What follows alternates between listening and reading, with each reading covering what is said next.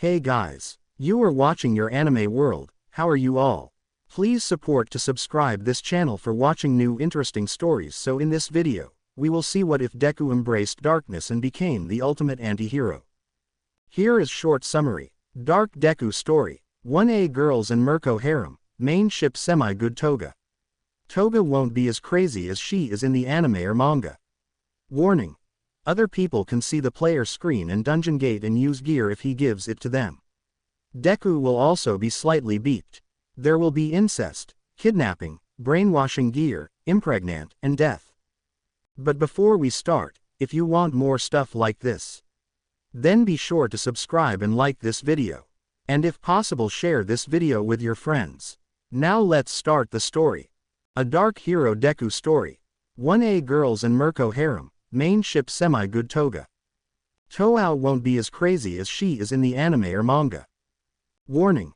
Other people can see the player screen and dungeon gate and use gear if he gives it to them. Deku will also be slightly beeped. There will be incest, kidnapping, brainwashing gear, impregnant, and death. This story will be OOC of the anime itself. Many things will be changed as now you will see a dark Deku like none other. All Might killed all for one before dealing the wound to his stomach. Thus, he never looked for a student to inherit one for all.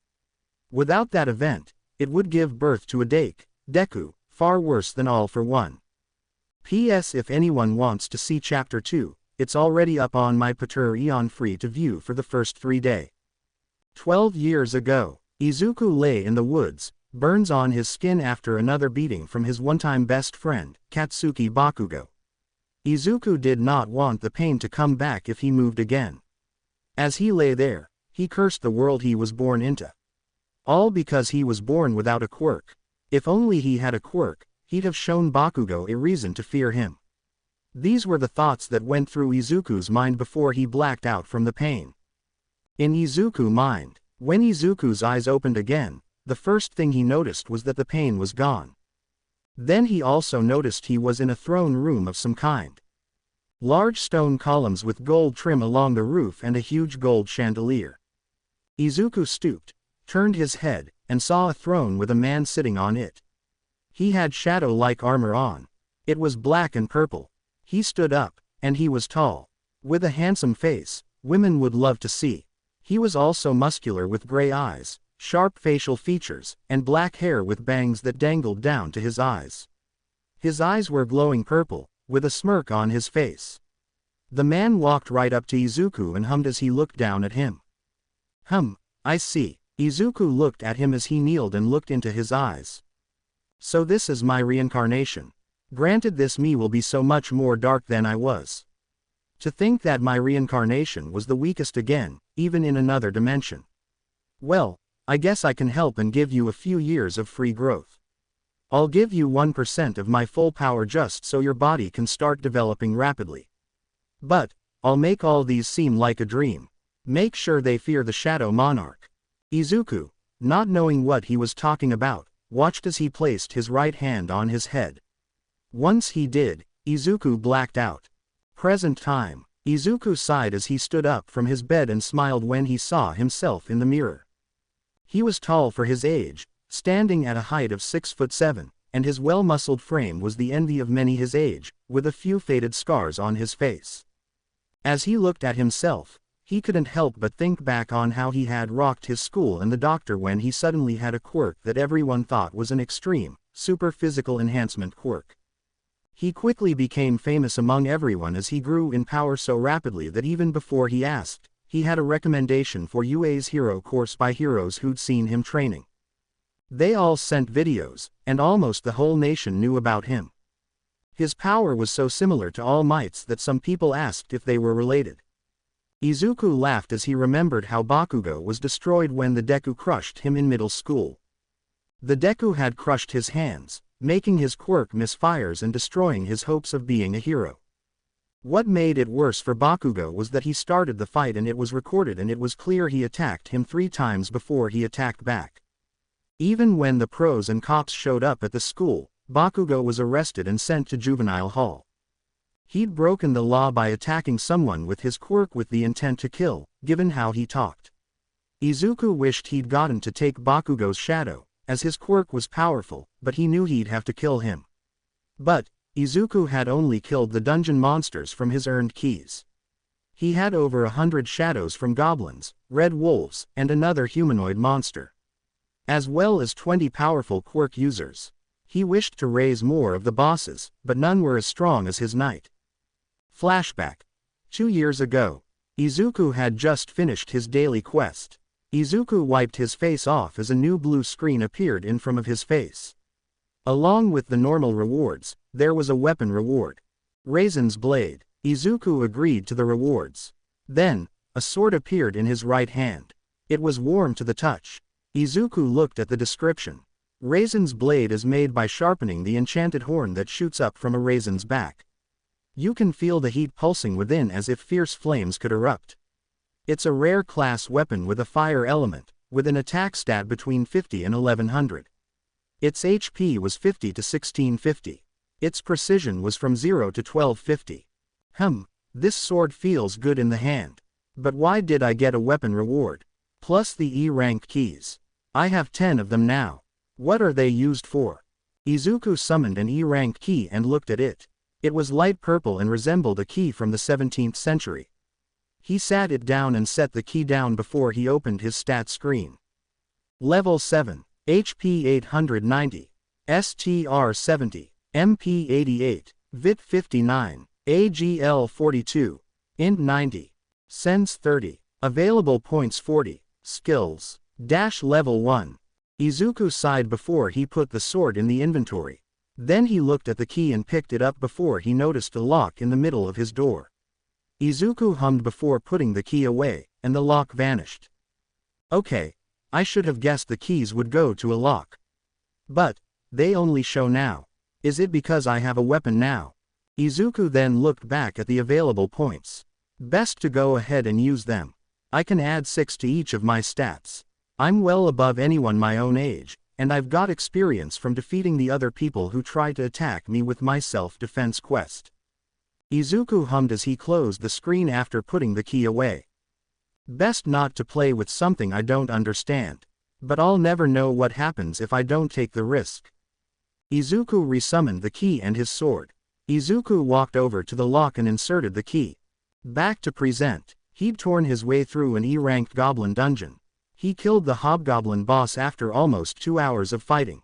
He walked into that dungeon a level 7 and back out a level 12. With 2 new skills, Crushing Blow and Cutting Rush. He opened his stat. Level 42, HP 10,980, STR 750, MP 3,310, VIT 489, AGL 392, INT 410, Sense 900, Available points 18, Skills, Level 5, Crushing Blow Level 4, Cutting Rush Level 6, Vital Strike Level 4, Fatal Strike Level 9, Mana Manipulation 10. After looking them over, the armor he had on. It was a set of leather armor that boosts his overall defense with added boosts to his MP and HP. He was glad it was invisible. Izuku also checked a few records of pro hero records. He hadn't fought against a pro hero, but he was sure that at this point, he could easily take a rookie pro hero. But, a pro with a few years of real combat under their belt, it'd be a death match, that much he was sure of.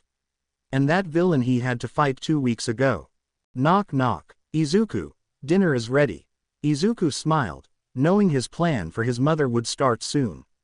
He closed the screen as he readied himself for what he would do tonight. Okay mom, I'll be out in a minute. His voice was sweet, but what he had planned wasn't. He knew he'd have to use force initially but knew how to make her do what he wanted. He knew he was going down a dark path, but he long ago decided that this world would pay, and so would his mother. She only believed in him once she saw he had power. Now he was home for a week for summer vacation, and she'd taken a week off to be with him. He looked at a box he'd used a shadow with a portal quirk to gather items he would use this week. Before walking out, he grabbed a bag with a few small red pills in them. He laughed at how easy it was to get a date drug. At the same time, he used a goblin shadow to take the box to his mother's room.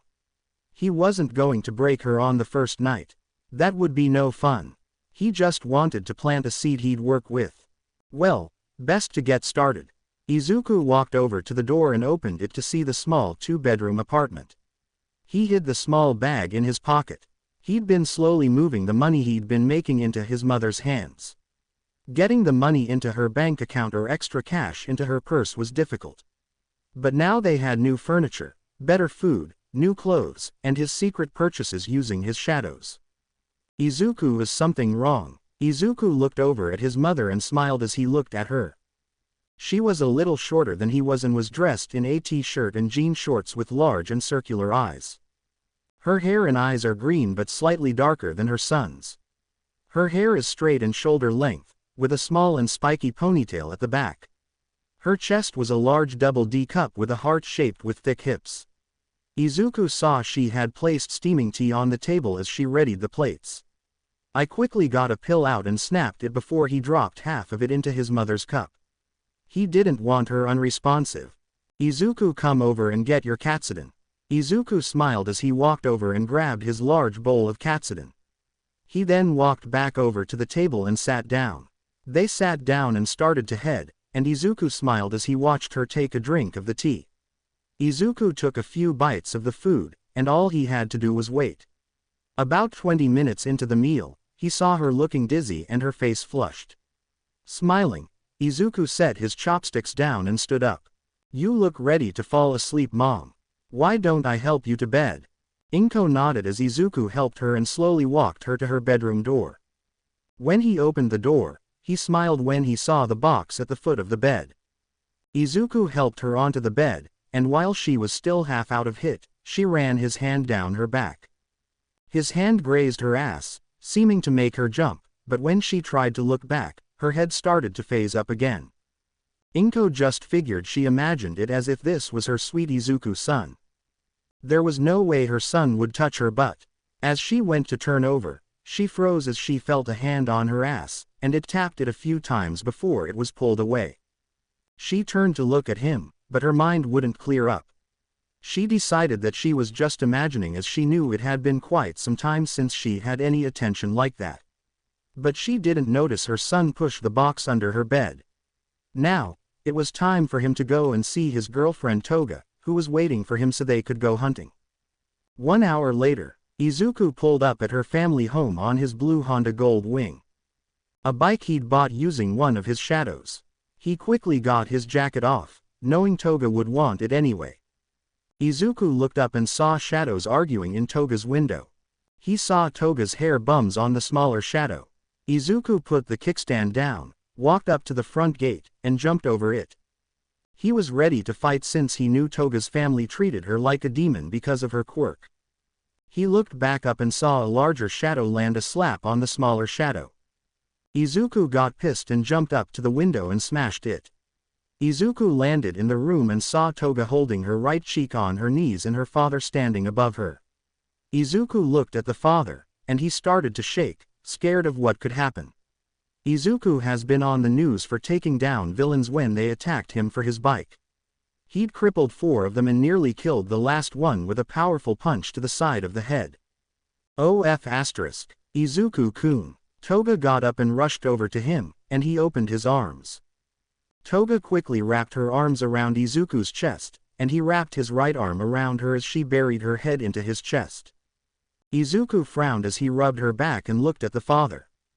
Izuku smiled as he felt her double D cup pressed into his chest. Toga was 5'9" with a nice heart shaped with well-toned hips.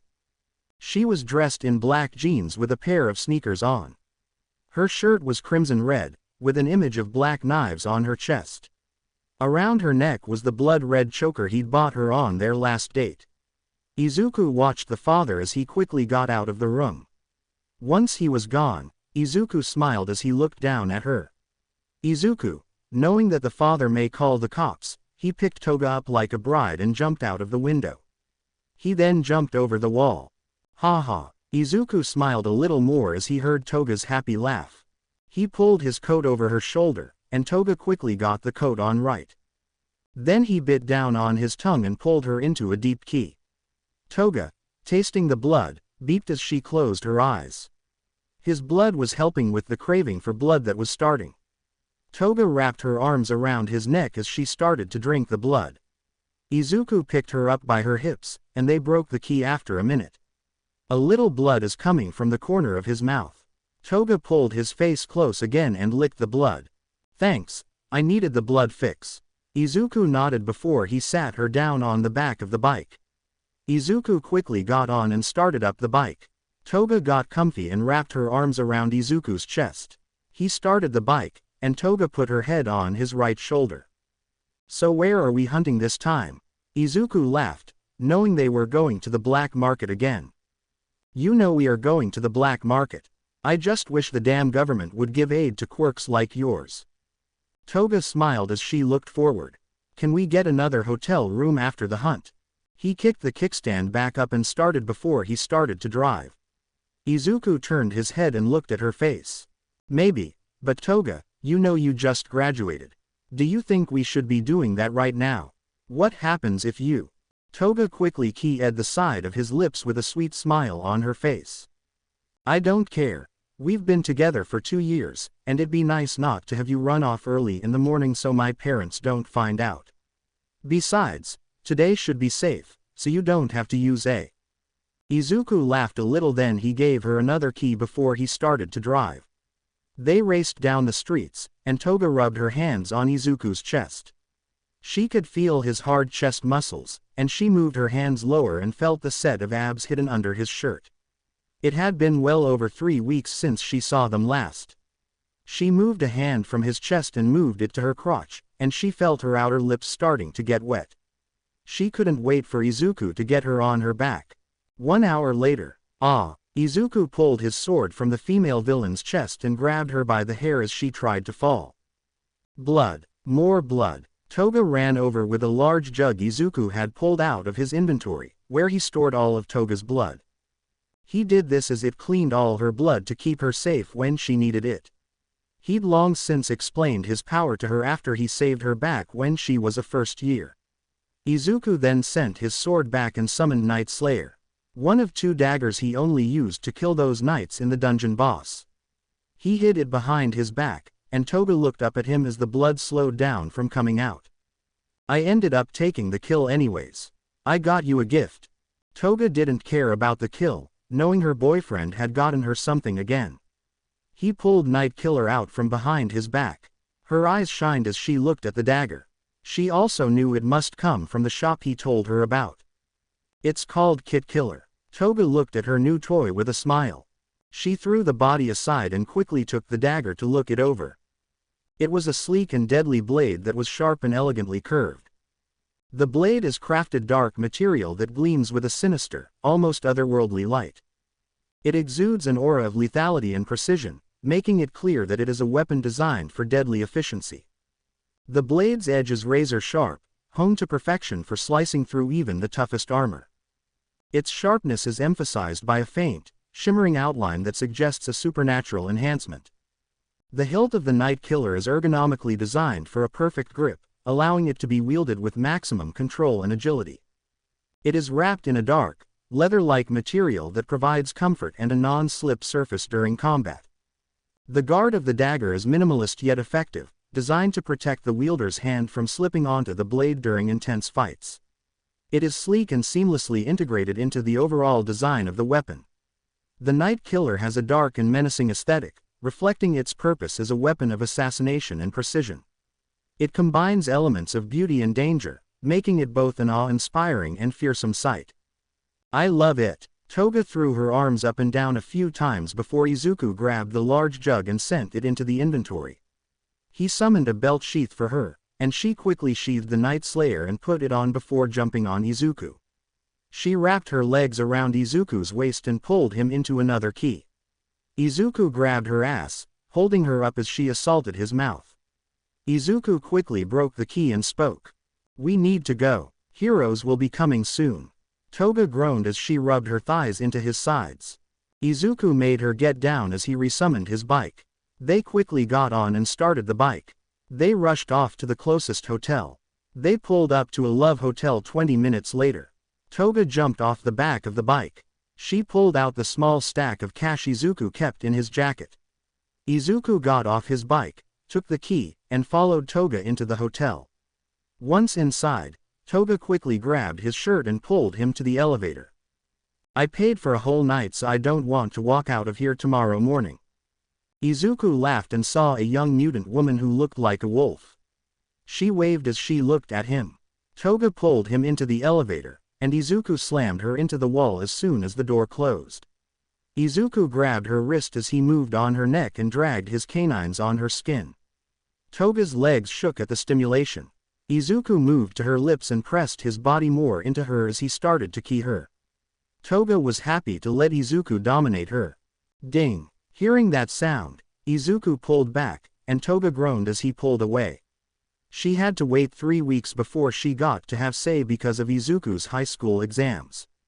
Izuku grabbed her hand and took the card from her hand. He looked down and saw the door number was 305. They rushed down to the door and Izuku opened the door. Izuku walked over to the bed and sat down as soon as they were in. Toga, knowing what he liked, slowly started to strip. Start. Izuku smiled as Toga threw his coat aside and reached for her shirt. She slowly pulled it off, and her top and beeps bounced free. Izuku wasn't surprised, as he knew she didn't like to wear bras. She then moved her hands along her body as she kicked off her sneakers. She unbuttoned her jeans, pulled them down, and removed her socks. She stood there with just her red and black lace thong. Izuku smiled as he stood and pulled his shirt off before Toag tackled him back onto the bed. After a little struggle, Izuku flipped them and held her down by her wrist, seeing the blush on her face. "Oh, I've waited for this." Izuku smiled as he leaned down and keyed her neck below the choker. He slowly started to work his way down her neck as he dragged his hands down her arms. Toga beeped as Izuku keyed the center of her chest and then moved to her left nipple. Toga groaned as her legs moved around, loving how he was playing with her body. Izuku to her other nipple, giving it the same attention as he moved his hands to her waist. Izuku went lower and keyed her stomach just above her thong. When he leaned back up, he saw her thong had a large wet spot on the center. He smiled as he pulled her thong off and saw her soaked outer lips. Izuku threw her thong to the side and looked back at Toga. He smiled as he ran a hand in her inner thigh. "I never get tired of seeing how beautiful you are, Toga." Toga beeped as Izuku moved his hand along her outer lips. She spread her legs to give Izuku more access to her flower. With his other hand, he undid his belt and got his pants and boxers off. When Toga saw his 10-inch long, 2-inch wide bitch break pop free, she smiled wide. Izuku grabbed her hips, pulled her down to the foot of the bed, and turned her onto her side. Izuku knew she loved this position the most. He lined up with her opening, and with a violent thrust, he rammed more than halfway in, and Toga screamed with a huge smile on her face. Her tongue fell out of her mouth, and Izuku knew she loved it when he was rough with her. Izuku forced the rest of the way in, and the tip smacked into her cervix. Izuku smiled as he held her leg to his chest and leaned down as he started to thrust into her. He planted his other hand on the bed as he thrusted. Toga grabbed on Izuku's forearm as he thrusted. Harder, Izuku-kun." Izuku smiled as he pulled his arm free and wrapped it around her waist. Izuku picked her up and grabbed her. Toga wrapped her legs around Izuku's waist as he ed her and started another key beeping as Izuku used her as a way to pleasure himself. She didn't even care if that was how he saw her.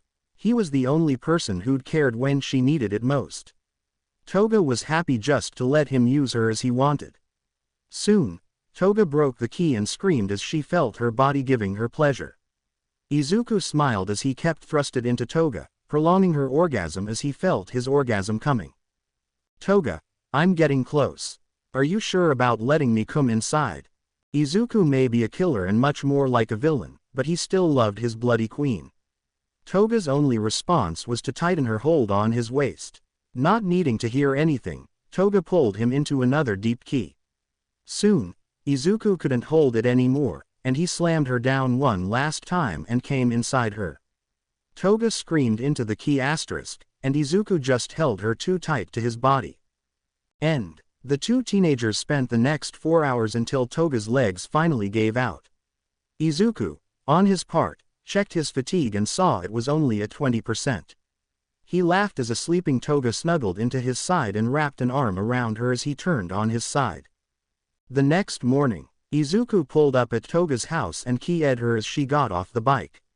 Toga's legs wobbled a little, but she walked up the gate with a smile. But her smile dropped when her code didn't work. She tried again, but it still didn't work. Izuku, seeing her having trouble, got off his bike and walked over to the gate. Seeing her about to type in her code again, the speaker crackled to life. "Leave. Toga, you are 19 now, you and your future villain boyfriend aren't welcome here. We're having your stuff moved into a storage unit later today. We'll call once it's done, and you can go and get it all. You'll have a month to collect them before you lose them. We left you a bag of clothes and an extra key to the storage unit around back at the garage." Izuku and Toga were shocked, and Toga had tears forming in her eyes.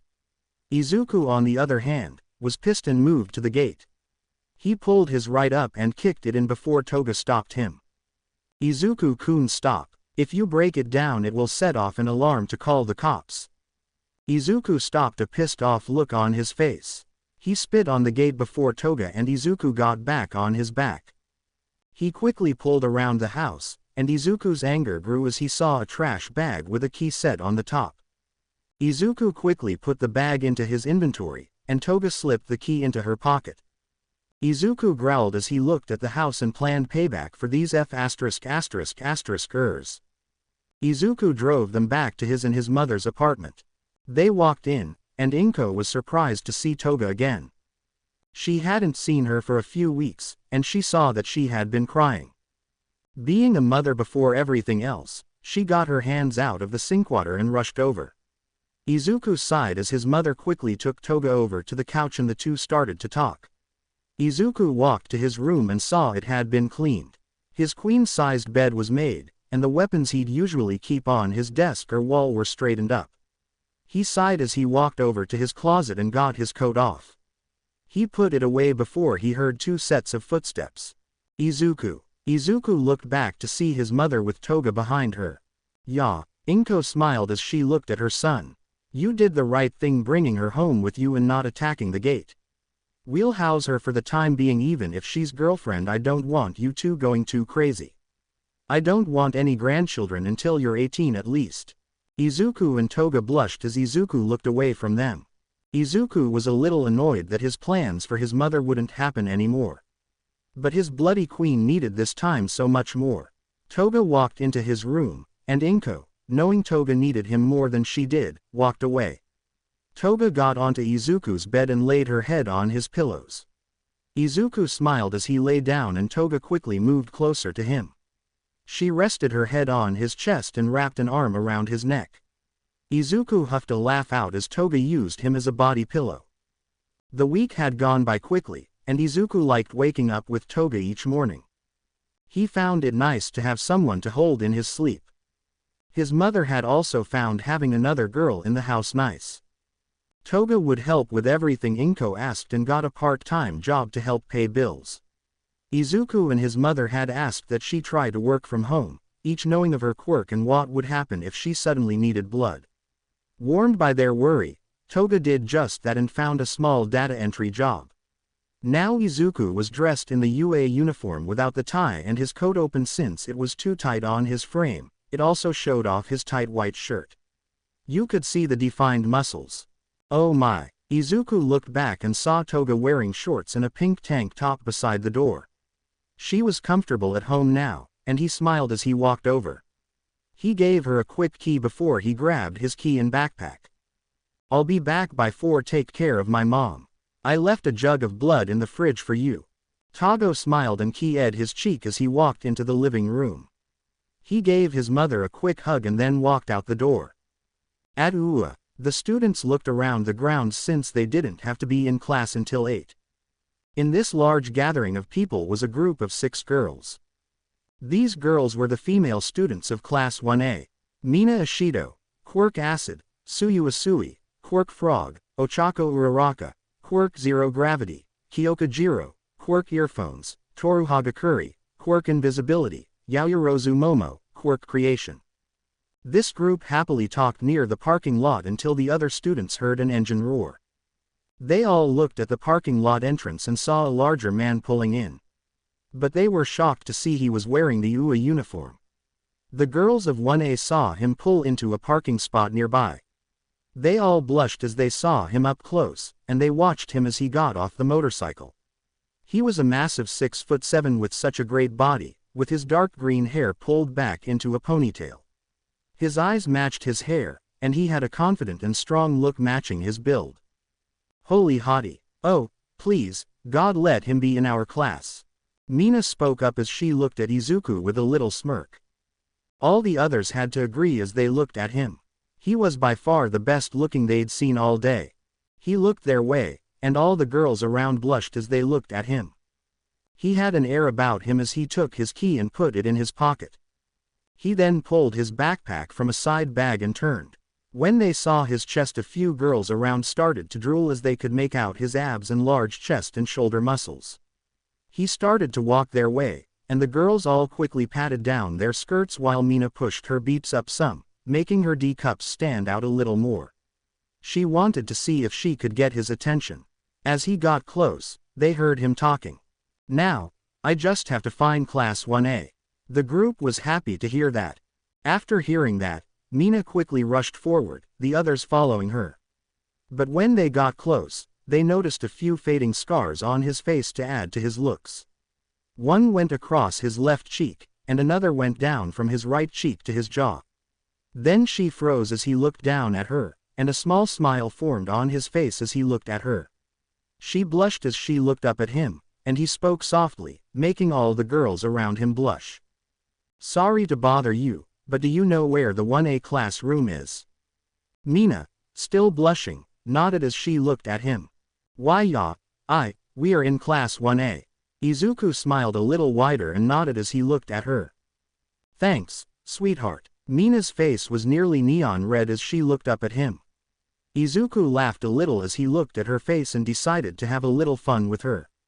He stepped closer and patted her side shoulder, making her snap out of it. Careful, sweetheart, you shouldn't space out like that. She licked her lips, her nerves becoming shaken, and then nodded as she grabbed his arm. Follow me. Izuku laughed as he let her lead the way. The other girls of Class 1A quickly followed after them. Other girls around them were jealous that Class 1A got such a hot boy in their class. Soon, Mina had dragged Izuku into a classroom. There was the rest of his class in the room. You all know who they are. Soon, they were sitting down, and the girls tried to surround Izuku, making most boys look at him. But Izuku knew the looks the girls were giving him. They looked at him like he was eye candy, and he did have to admit they were hot. All of them had at least a D cup or bigger beeps with great figures. This also made him consider Toga's offer when they started dating. She'd offered to let him have side chicks if she approved of them. Toga had figured out he was a monster in his own right, and she understood she would always be his number one. So, she was happy to let him F*** another woman or woman as long as she stayed his number one. Izuku cleared his throat, getting all the girls' attention. He smiled as he spoke up. I just realized that we've been in this little group for almost an hour and I don't know any of your names. Be nice to have names, the names of such beauties. All the girls blushed, and they looked away. A few boys looked on, annoyed that one guy was getting all the girls' attention. But, he ignored them as he was thinking of which girl he was thinking of first chance he could get. The first girl to speak up was the girl who dragged him here. I'm Mina Ishido, my quirk is acid. She was a 5'6" woman with pink skin and hair with yellow horns. Her eyes were black with yellow pupils. She had a set of D-cup beeps with wide hips with a bubble butt. Next was a girl with green hair and a tongue hanging out of her mouth. I'm Suyu Asui, quirk frog. She was a shorter girl, 5'4", with a relatively slender build and notably large hands. Her appearance is rather frog-like but still pretty. She has a wide mouth that dips down a little in the middle, just like a common frog, and oval-shaped eyes with large, black irises, their lower eyelashes visibly pronounced. She had double D-cup beeps with narrow but plump hips with a small but firm. Next to go was a brown-haired girl with permanent blush on her cheeks. I'm Ochako Uraraka, quirk 0 gravity. She was a short girl of 5 feet 6 with a slender yet curvy figure, fair skin, and auburn hair with eyes that matched in color. She has perpetual pink blush marks on her cheeks, and her eyes are large and round with thick upper lashes, 2 more extended and more prominent ones on either side and fewer but more individually pronounced lower lashes. Her hair is shoulder length with short bangs, and the style is bobbed with 2 long strands framing her face. She was a little on the chubby side with a D-cup beep, a heart-shaped ass, and fatter hips. I'm Kyoka Jiro, quirk earphones. Kyoka is a petite 5'5", fair-skinned girl with a slender build. She has triangular onyx eyes with notably long lower eyelashes and small eyebrows. Her dark purple hair is chin-length, with an asymmetrical fringe with 2 reflections shaped like sound waves on either side. Her most prominent features are the flexible, plug-like earphone jacks hanging from each earlobe. They act like extra limbs that she can control and change their length if desired. She was the smallest, with a chest more on the size of a large triple C-up chest with a figure you'd see on most girls. Nothing stood out physically, but she had a good air around her. I'm Toru Hagakuri, quirk invisibility.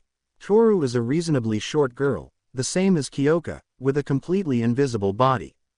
She is only identifiable through held or worn objects, like clothing and accessories. But he could see there was a D-cup, but Izuku couldn't tell her size or. I'm Yaoyorozu Momo, quirk creation. Izuku looked at Momo, a tall teenage girl with a mature physique.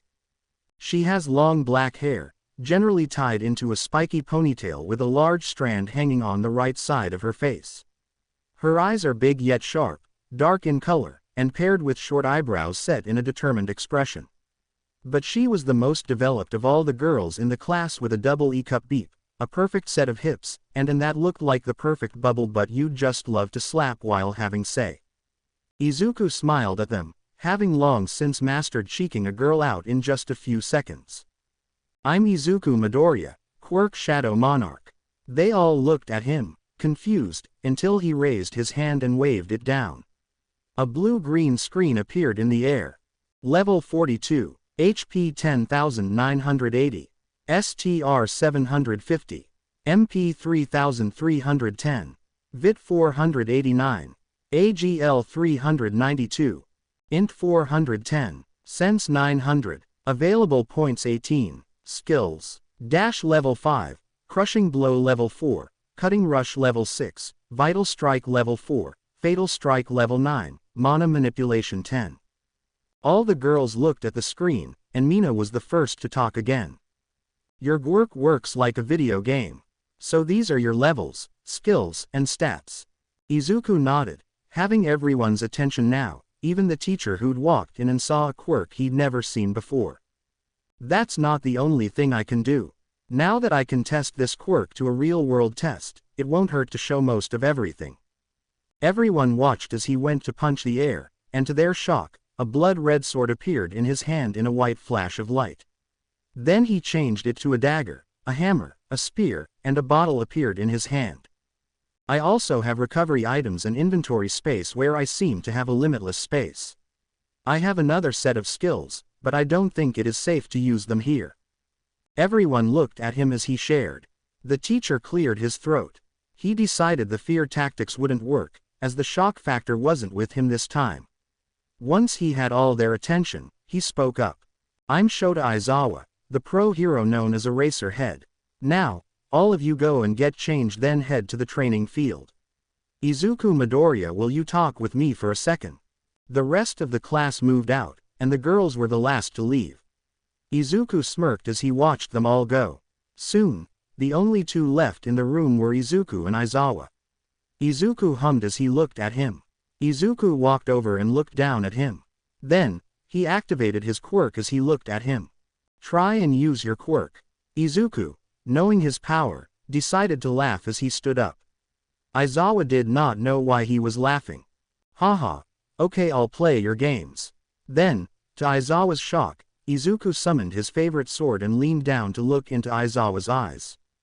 I know your game, Eraser Head. Trying to use fear to control or threats to make us act a certain way. Just know that games ends now because you're the weaker and less scary of the two of us. Izuku smiled as he said his piece, then stood back up and left the room. Aizawa watched him as he walked, a smile forming on his face as he looked at Izuku's back. This kid, out of the training field. Izuku walked out last, dressed in the UA gym clothes with the zipper down, showing that he was still wearing the white shirt. Once on the field, he released his aura to see the other reaction. It had an intimate response. He saw everyone going stiff, even Aizawa, as he walked up to them. And many noticed his eyes had turned from green to a purple, sending shivers of fear down the back of the men seeing the power in those eyes. But the girls felt excitement as they saw the power in his eyes. Especially Asui, her animal quirk was driving her to get close to a strong male. It got worse as he stood beside her, and she could feel the power coming from him. She pushed her thighs together, trying to stop her body's reaction. Izuku, could you pull back on whatever you're doing? Izuku blinked, looked at Aizawa, and smiled as the power slowed and faded away.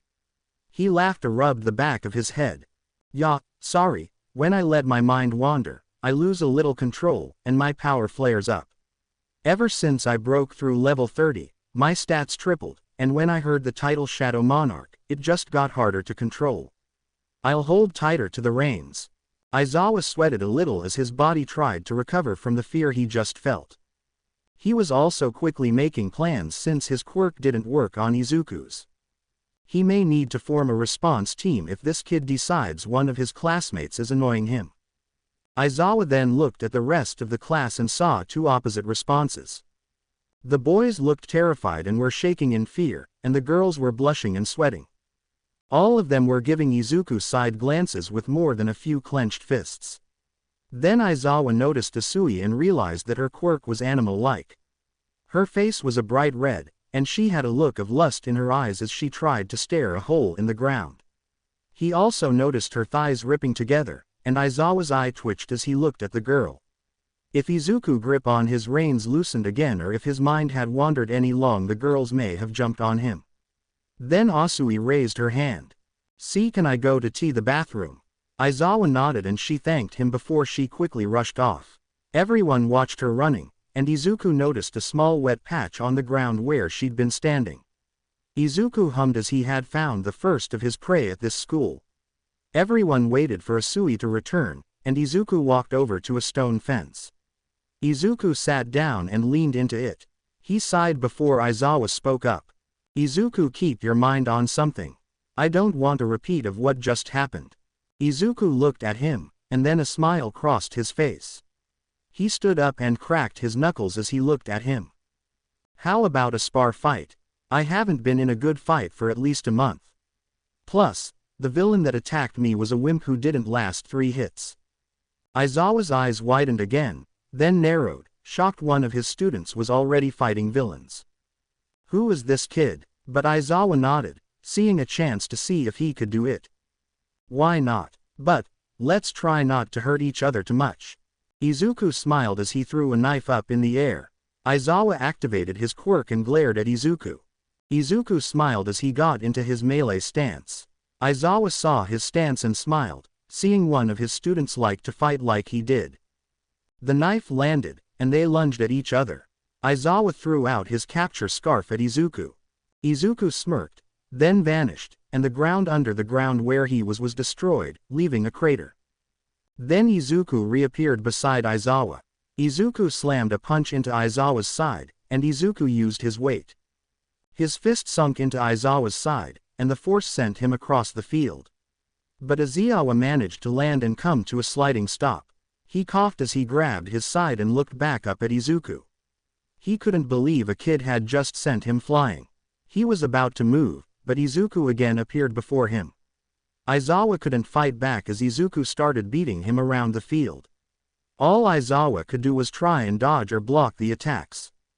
With the students, "This is insane," Momo yelled as she watched the pro hero getting his kicked around by a student on the first day. But her mind then went back to what had happened not a few minutes ago. Then she felt that energy in the air again, but much stronger this time. Her body started heating up, and she bit her lower lip. What is going on? Momo turned around and froze as she looked at the number 1 hero, All Might and Asui, behind them. Ah! Momo turned back around and saw Aizawa flying through the air. He crashed back down, slid along the ground, and slammed his back into the school. Then she and all the other girls looked at Izuku and saw his eyes glowing purple, and he was untouched. He smiled as he punched the air a few more times, then did a roundhouse kick in their direction. A massive blast of wind slammed into them, and even All Might was caught off guard. All Might moved to stand in front of the students once the wind was gone. He then started walking towards Izuku, and Momo and the other girls watched, scared for Izuku. Alright, young man, you've had your fun. Now, I saw this was a match Aizawa agreed to, but you went too far.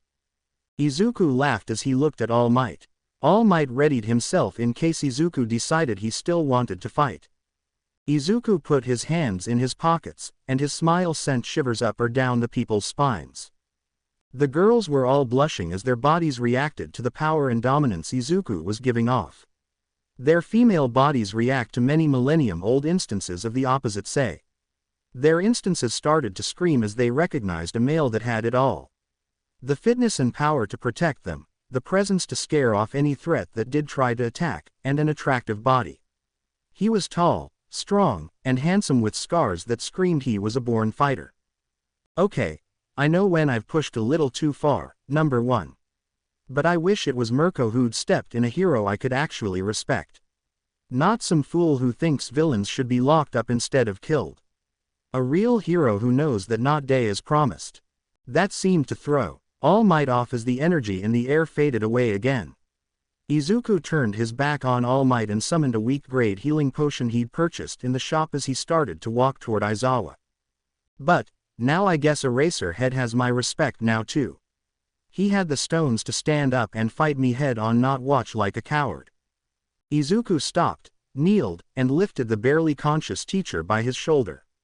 He popped the top and put the bottle to his mouth. Drink this slowly. Doing as he was told, everyone watched as Aizawa's wounds healed, and he sat up with a green, goldish glow. Izuku helped him up to his feet, and Aizawa frowned as the bottle shattered into light. Izuku smiled as he patted Aizawa's shoulder. You've got my respect, and as long as it doesn't threaten mine or anybody else's life, I'll follow your rules and order without a complaint. Aizawa looked at Izuku for a few seconds, then laughed a little. Okay, Izuku, you're free to sit out for the rest of the class.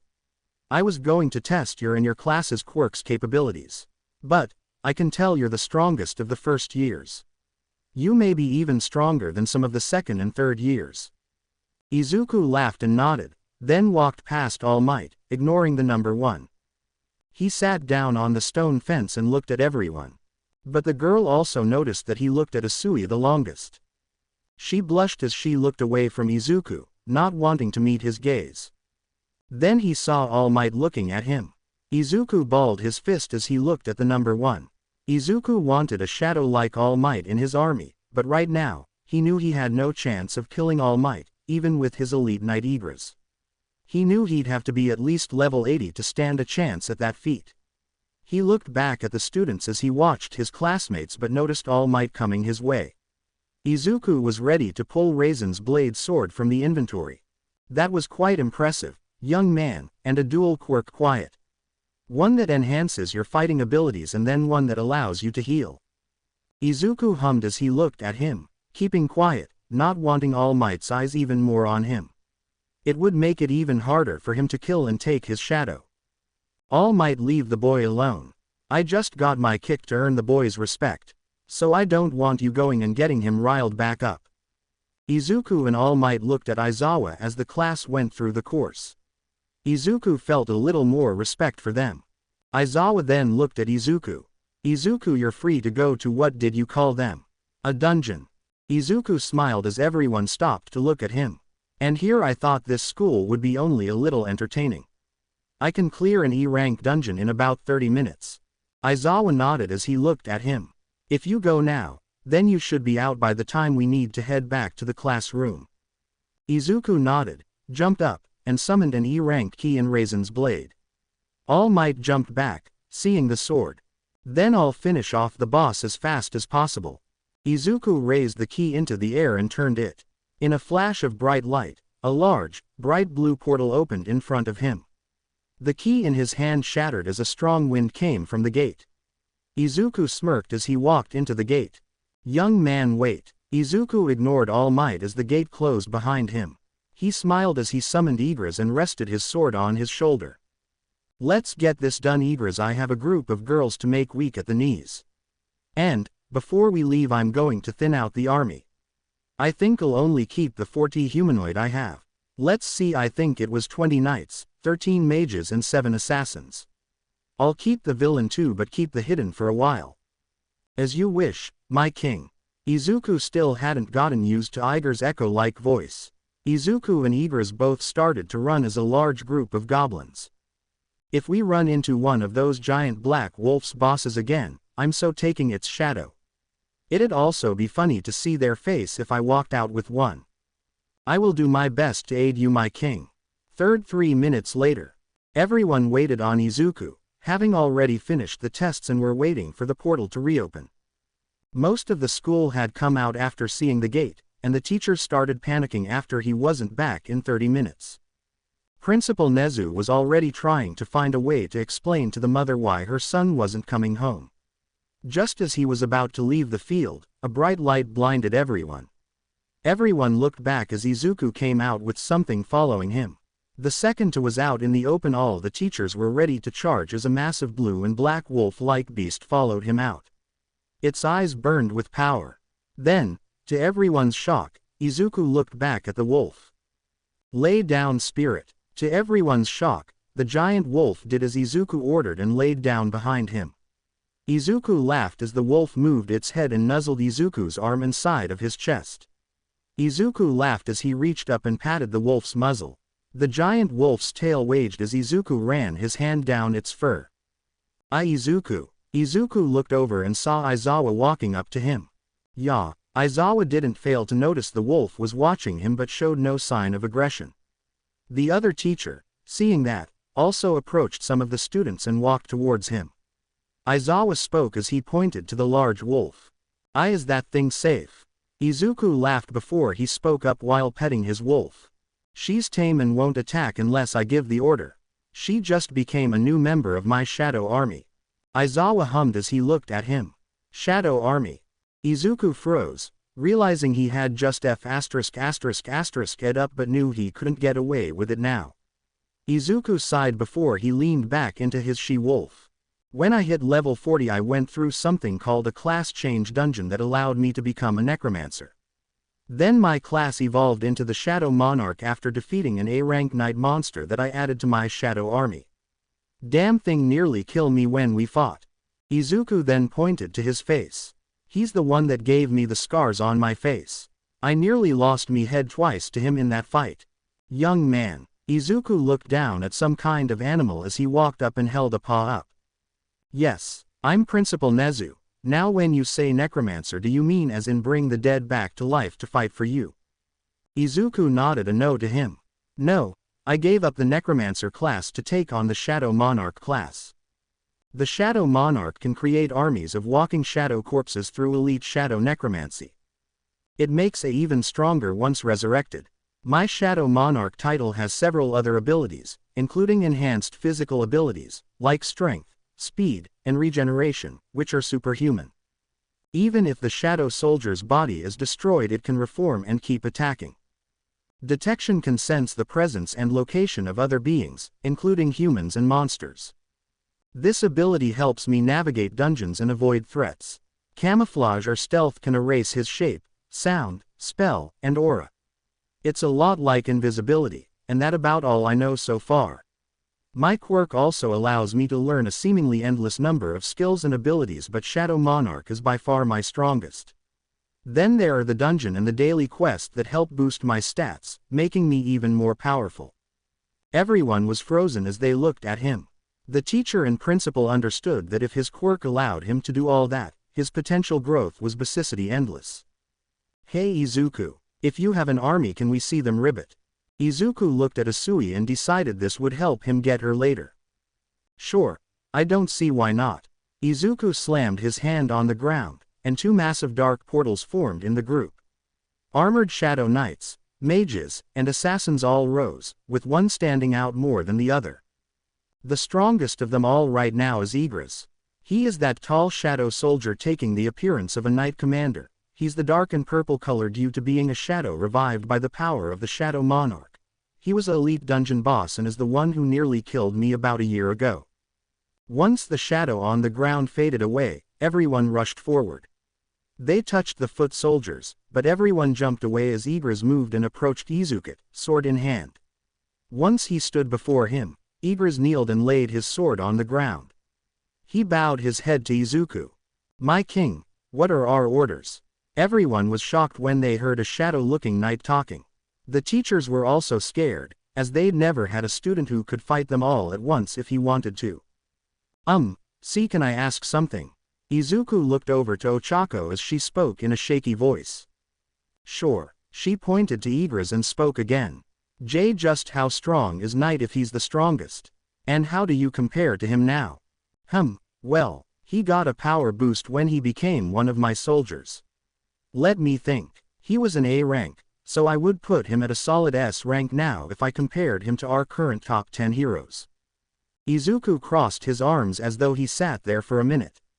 "I guess Igris, if I gave the order to hold back, could easily defeat all the top heroes in 20 minutes except All Might. It'd take Igris 3 hours to defeat All Might with all his enhanced abilities. As for myself, I'm just a bit stronger than Igris given I beat him, but I can't stand up to the top 3s I am now given I lack the Shadow Soldier's abilities." Izuku was lying, but they got to give them some hope. That sent a shiver of fear. Now, even All Might looked at Igris and Izuku with an apprehensive look. Aizawa then asked a question he had thought of. "Izuku, what happens if you die?" Izuku hummed as he shrugged. "Don't know, but I guess it's one of two things. My shadows would vanish, or they may run wild if I die in a dungeon. With my soldiers in this world, I seriously doubt there is a foe that could overpower me and Igris if we fought together, not to mention the rest of my soldiers and those I can gather from dungeons. But, then I need to think about my leveling system too. I don't know if I have a cap or if my shadows can level up or evolve like some monsters do in games." "I see, Izuku, I think your quirk is a super mutation quirk." Izuku looked at the principal as he looked at him with a glint in his eye. Izuku didn't like the look in his eyes. "Why do I not like that look in your eyes?" The mouse bear thing smiled as he looked at Izuku. "Of the monster I have on my paws. I'll see to it you make an incredible hero." Izuku gulped as he swore he saw an evil smile on his face. "Soldiers fall back to the shadow space. The king will run and hide from the crazy mouse thing." After saying that, Izuku jumped away. Nezu smiled as he watched the ground crater as he ran away at such an incredible speed. Nezu let out a crazed laugh as he watched a monster that looked like a boy run. Heroes chase that boy down and drag him back. School's not over yet. But many of them missed how the Class 1A girls watched Izuku running. End of the day, Izuku sighed as he walked out of the school, still pissed All Might had chased his down across 15 city blocks. "Ribbit, Izuku, can I talk to you?" Izuku hummed as he turned and looked at her. "What up, little lady?" Asui blushed as she looked up at him. Do you think you can give me a lift home? By the time I get to the train station, I'll have missed my train. I'd rather not have to wait an hour for the next one. I need to get home to make dinner for my little brother and sister." Izuku was surprised, as he figured he'd have to wait to get her on his bike. But he was glad to have the opportunity, as he did have a set of brainwashing artifacts in his inventory. "Well, what direction do I need to take you?" "Ribbit, my family lives in the east of Musudafu." Izuku was surprised as he lived in the south of Musudafu. "Well damn. I left in the south of Musudafu, so sure I can give you a ride home, but you really shouldn't ride in a skirt." Asui nodded and pulled her shirt up a little. Izuku blushed as he saw some black shorts on. Izuku nodded, and they quickly walked over to his bike. Izuku had noticed all the other girls in the class watching them from a ground floor window. He saw a few with annoyed looks on their faces. Izuku, acting like he hadn't noticed, started the bike and drove out of the parking lot. While he drove, he slowly increased his power and soon felt Asui breathing into his back and moving her legs around. Izuku knew exactly what he was doing to her and hoped that he could get her alone for just a few minutes to get the necklace on her. Soon, she directed him to a nice-looking two-story house. Asui quickly got off the back and told him where to park and then come in. Izuku quickly did, and he followed the blushing Asui into the house. Asui pulled him to the living room, and Izuku saw two younger kids. A boy and girl looked much like Asui, with frog-like features and the same green hair. "Ribbit, I'm home. Samadare, Satsuki, we have a guest, so be nice. I need to go and get changed." Asui quickly ran off, leaving Izuku with the two kids. He blinked as they looked, then put his hands in his pockets and leaned back against a wall. They waited there for a few minutes until Izuku heard footsteps again. Then, the little girl, Satsuki, Izuku's guest, spoke up with a smirk as her sister stepped off the last step. "Are you her big sister boyfriend, Satsuki?" Asui was bright red now, and Izuku laughed a little as he looked at her and then back at the little girl. "No honey, I'm not. Thought she is very pretty."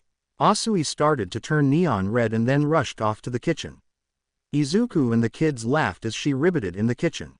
Izuku nodded, then looked at the kids and pulled out some cash. He walked over and held it out to the boy. "Can you go to the store by yourselves?" They nodded as they looked up at him. "Yeah, there is a small convent store just around the corner. If we take our bike it talked about 20 minutes. Izuku smiled and spoke. "Go get some treats. I think they tortured your sister enough." They laughed and then made kiwi faces as they looked at him. Then Samadare smiled as they got up from the small table. "Don't go too crazy." Izuku laughed as they rushed to the door. Once she heard the door close, she entered the kitchen and saw Asui trying to focus on cooking. Izuku, knowing he was close to making her break, walked up beside her and put a hand on her shoulder. She jumped, and her face was still red. He knew she'd heard him talking to the kids and decided to talk to her before he pulled the necklace. "You can relax, Asui.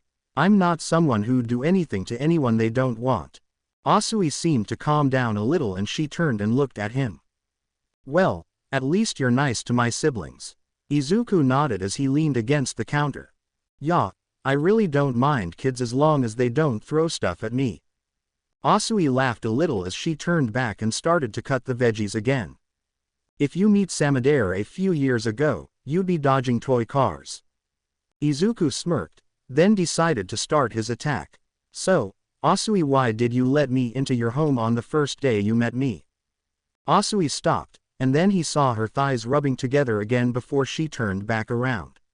She was still blushing as she looked at him, and she looked away. "Ribbit, well, I like how your power makes me feel." Izuku wasn't expecting that response. He blinked and then nodded as he looked at her. "Well, the way you and the other reacted, I thought it was a fear response. I mean that how the monsters in the dungeon react when my power flares." Asui blushed as she spoke. Well, that's not how it makes me feel. I would like to nice if we could hang out more." Izuku, seeing his chance, summoned a necklace. The chain was made of bronze with a large green gem. It was a small one that most women would love to get from a man. "If that's what you want, then wear this. It will allow you to talk to me through my shadows. It's also an artifact with AB rank cold blocking effect." Asui looked at the necklace, blushing, and then turned and moved her hair out of the way. Izuku smiled as he walked over, and once the necklace was won, Asui's body went stiff before her eyes became dead as she stood there. Izuku was happy to have a chance to test this item finally. "Asui, turn and face me." Asui did as she was told. He knew he just had to set conditions. Once that was done, the effect would be permanent even if she or someone removed the necklace. She would act normal around everyone and nobody would see any difference in her acts or behavior. "Let's see, I can set 3 rules that she'll follow no matter what." Izuku thought about it for a few minutes until he had what he wanted. "First, Asui, you will always side with me and follow whatever I tell you without question. Second, you listen to my bloody queen Toga if she ever orders you to do something. Lastly, you will become one of my women and love me without question. Once Izuku was done, Asui's eyes returned to normal, but she looked at Izuku with a loving gaze. Izuku-kun. Izuku smiled as he pulled her into a hug. He was well on his way to making his harem. 3 weeks later, Izuku sighed as he walked around with Toga and Asui. Toga was dressed in blue jeans shorts with a red tank top and her hair down. Asui was dressed in some pants with a black shirt on with one of Izuku's blue zip-up jackets.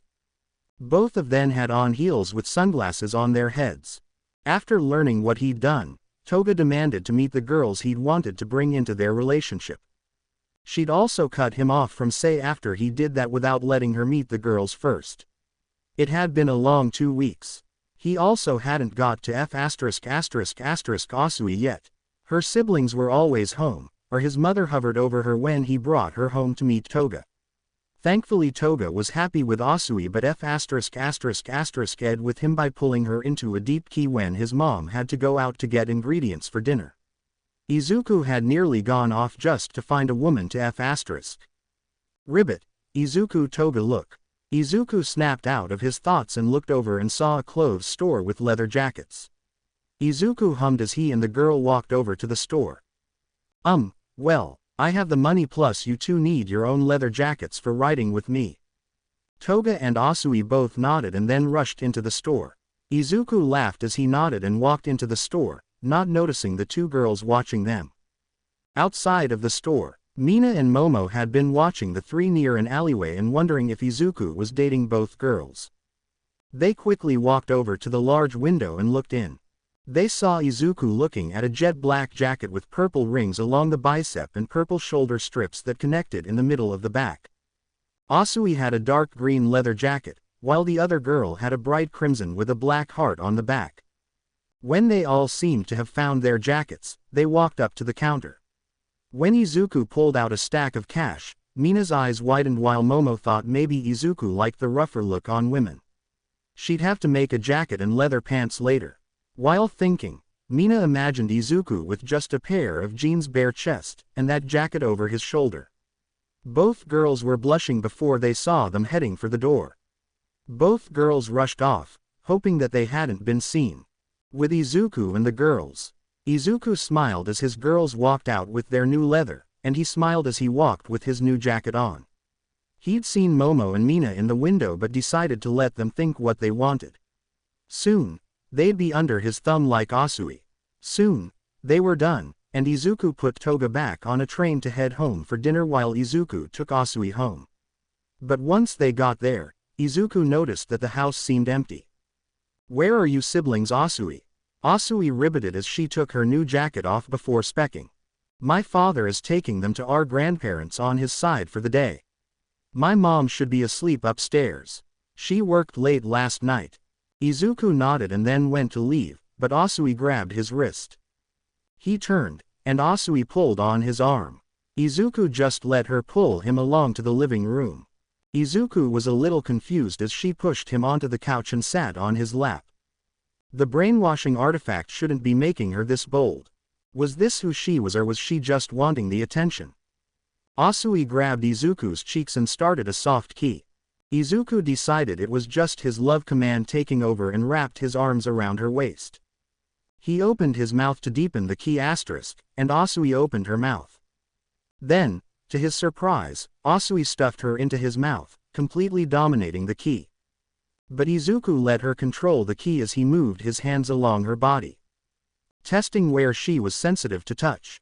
Izuku then moved his hand to her and hiked her up a little higher up, and she wrapped her arms around his neck. Asui got on her knees, and her beeps pushed into Izuku's upper chest. Izuku couldn't help but start kneading her. Asui beeped into the key before she pulled his shirt up and ran her hands along his abs. Then they heard a surprised yelp. The two instantly broke apart, Asui's tongue flying back into her mouth, and they looked at the steps. Mom, ribbit. Izuku pulled his shirt down while Asui got off him. Izuku looked at her and saw she looked like an older version of Asui, but her mouth was wider. Izuku laughed as he stood up and bowed to her. Hello Miss Sorry, this is how we meet. The mother blushed, unable to believe what she had just walked in on. Her teenage daughter had not only brought a boy into the house, but the two were just a few minutes away from dry humping each other. Asui blushed and looked away before she rabbited a few more times. The mother cleared her throat after getting herself back under control. Once she had control, she spoke with an edge to her tone. "You two sit down, now." Izuku, having no will to fight her, did as she said and sat back on the couch. Asui sat away from Izuku, knowing the scolding was coming. Oh, and what a scolding they got. Izuku and Asui were shamed beyond words by the time she was done. Izuku had been told to leave the house and return with his parents tomorrow. But then Asui said all he had was a mother since his father abandoned them. Some steam seemed to be taken out of her scolding at the end. Now Izuku was riding back home glad Asui let him leave his motorcycle at her house. But now, his problem was his mother. She didn't know what his relationship with Toga and Asui was. He knew he had to do something and would likely use another brainwashing necklace. He would use one on her anyway and was even more annoyed now. He'd been blue-balled again, and he had enough of that. When Izuku was home, he summoned another necklace, which was a silver necklace with a dark blue gem in the centerpiece. Izuku quickly headed up to their apartment, and when he walked in, he stopped seeing Toga talking on the phone at the kitchen table while typing on a laptop he bought her to do her work. "Thanks, manager." Izuku smiled as he walked over and keyed her on the cheek. Toga smiled as she gave a quick key back before she ended the call and closed the laptop. She smiled as she stood up and gave a hug. "So, where is our frog? I figured you'd bring her back with you again." Izuku laughed nervously before rubbing the back of his head. "Well, her mom caught us making out." Toga laughed as she patted his chest a few times. "Haha, I guess blue-balling you for so long didn't help. Before you asked, your mom had to go out since she's been looking for a car since the last big job you had. Your shadows do finally come in. She's also looking at the houses still since we could use a bigger place. I still can't believe you hired out your shadow's soldiers as bodyguards after you revealed them at the school." Izuku laughed again as he picked her up and sat her at the table. Toga smiled as she wrapped her arms around his neck. No need to worry now that your shadows don't have to keep killing off low-level villains to make the extra cash. Plus, these CEOs and other government bigwigs are paying out for a nearly unstoppable guard. However, the heroes who normally take those jobs don't seem to be happy. I've had to have Igras fight off more than a few unhappy pros who've coming looking for these jobs." Toga laughed as she wrapped her legs around his waist. "Well, you've earned a fun time while she's gone." Izuku smiled as she grabbed her by the hips and picked her up. Toga started laughing as Izuku rushed to the bedroom. Then, they were in the room, and Izuku made her get down. He decided to have fun by playing with her. Start. Toga cupped Izuku's cheeks and jumped straight into a deep key. Izuku moved his hands back and grabbed Toga's ass, and kneaded her cheeks through her shorts. Toga beeped as she felt Izuku's hands. He was being rougher than last time. Izuku broke the key asterisk, and Toga felt her thighs getting wet quickly got off Izuku and got her shorts and shirt off while Izuku stood and got his shirt off, showing off a new scar on his shoulder with another smaller one over his six-pack. When he went for his belt, Toga grabbed his hands. Izuku, knowing what she was going to do, smiled. Izuku sat back down, and Toga undid his belt, button, and zipper. Time for the fun. Toga pulled his waistband down, and she smiled as Izuku's bitch breaker popped free. Toga smiled as she moved her tits and spit down into the middle of her beep. She smiled as she wrapped her beeps around his shaft and started to move them up and down. As she did, she took Izuku's tip into her mouth, and Izuku beeped as Toga played with the underside of his with her tongue. Izuku looked Toga in the eye, and she stopped moving her tits and then moved her head down. Izuku put a hand on her head as she took more than half of his cock into her mouth. Izuku beeped again, and after a minute, Toga pulled his cock from her mouth. Izuku grabbed her arm and pulled her off her knees. Toga smiled as she slammed down onto the bed and had her up in the air. Izuku pulled her down, and before she could react, Izuku shoved both his middle and ring finger. "Ah!" Toga screamed with pleasure from how rough he was being. Izuku smiled as he started fingering her, making her squirm. Izuku smiled as Toga beeped, as her hips moved with each move of his hand. Then he pushed or pulled his fingers in while playing with her clit with his thumb. Izuku knew Toga wasn't the biggest fan of foreplay, but he knew how to make her wet and how to make her scream for him. When Izuku was sure she was wet enough, he pulled his fingers out of her before he grabbed her cheek. Izuku grabbed his shaft and lined up with her opening. Izuku pushed the tip into her, and it slipped in, and he grabbed her other cheek before he rammed into her. Toga screamed and had stars in her eyes as she felt Izuku's tip hitting the opening of her womb. Toga smiled as she gritted her teeth as Izuku started to move. Izuku lifted her right leg, as Izuku saw his thrust hit even deeper. Toga loved how rough Izuku was with her when they had say. She loved how, when it came to their say life, Izuku could be both soft and rough. Toga's thoughts faded as two violent thrusts hammered her deeper into their bed. Toga buried her face into the pillow as she tried not to scream again, knowing that's what Izuku wanted. After a few more thrusts, Izuku grabbed her arm and flipped her. With her legs spread wider and Toga beeping, he grabbed her waist and pulled her up into his thrust.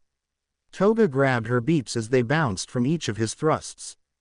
"Ah, you're going to break my womb, Izuku."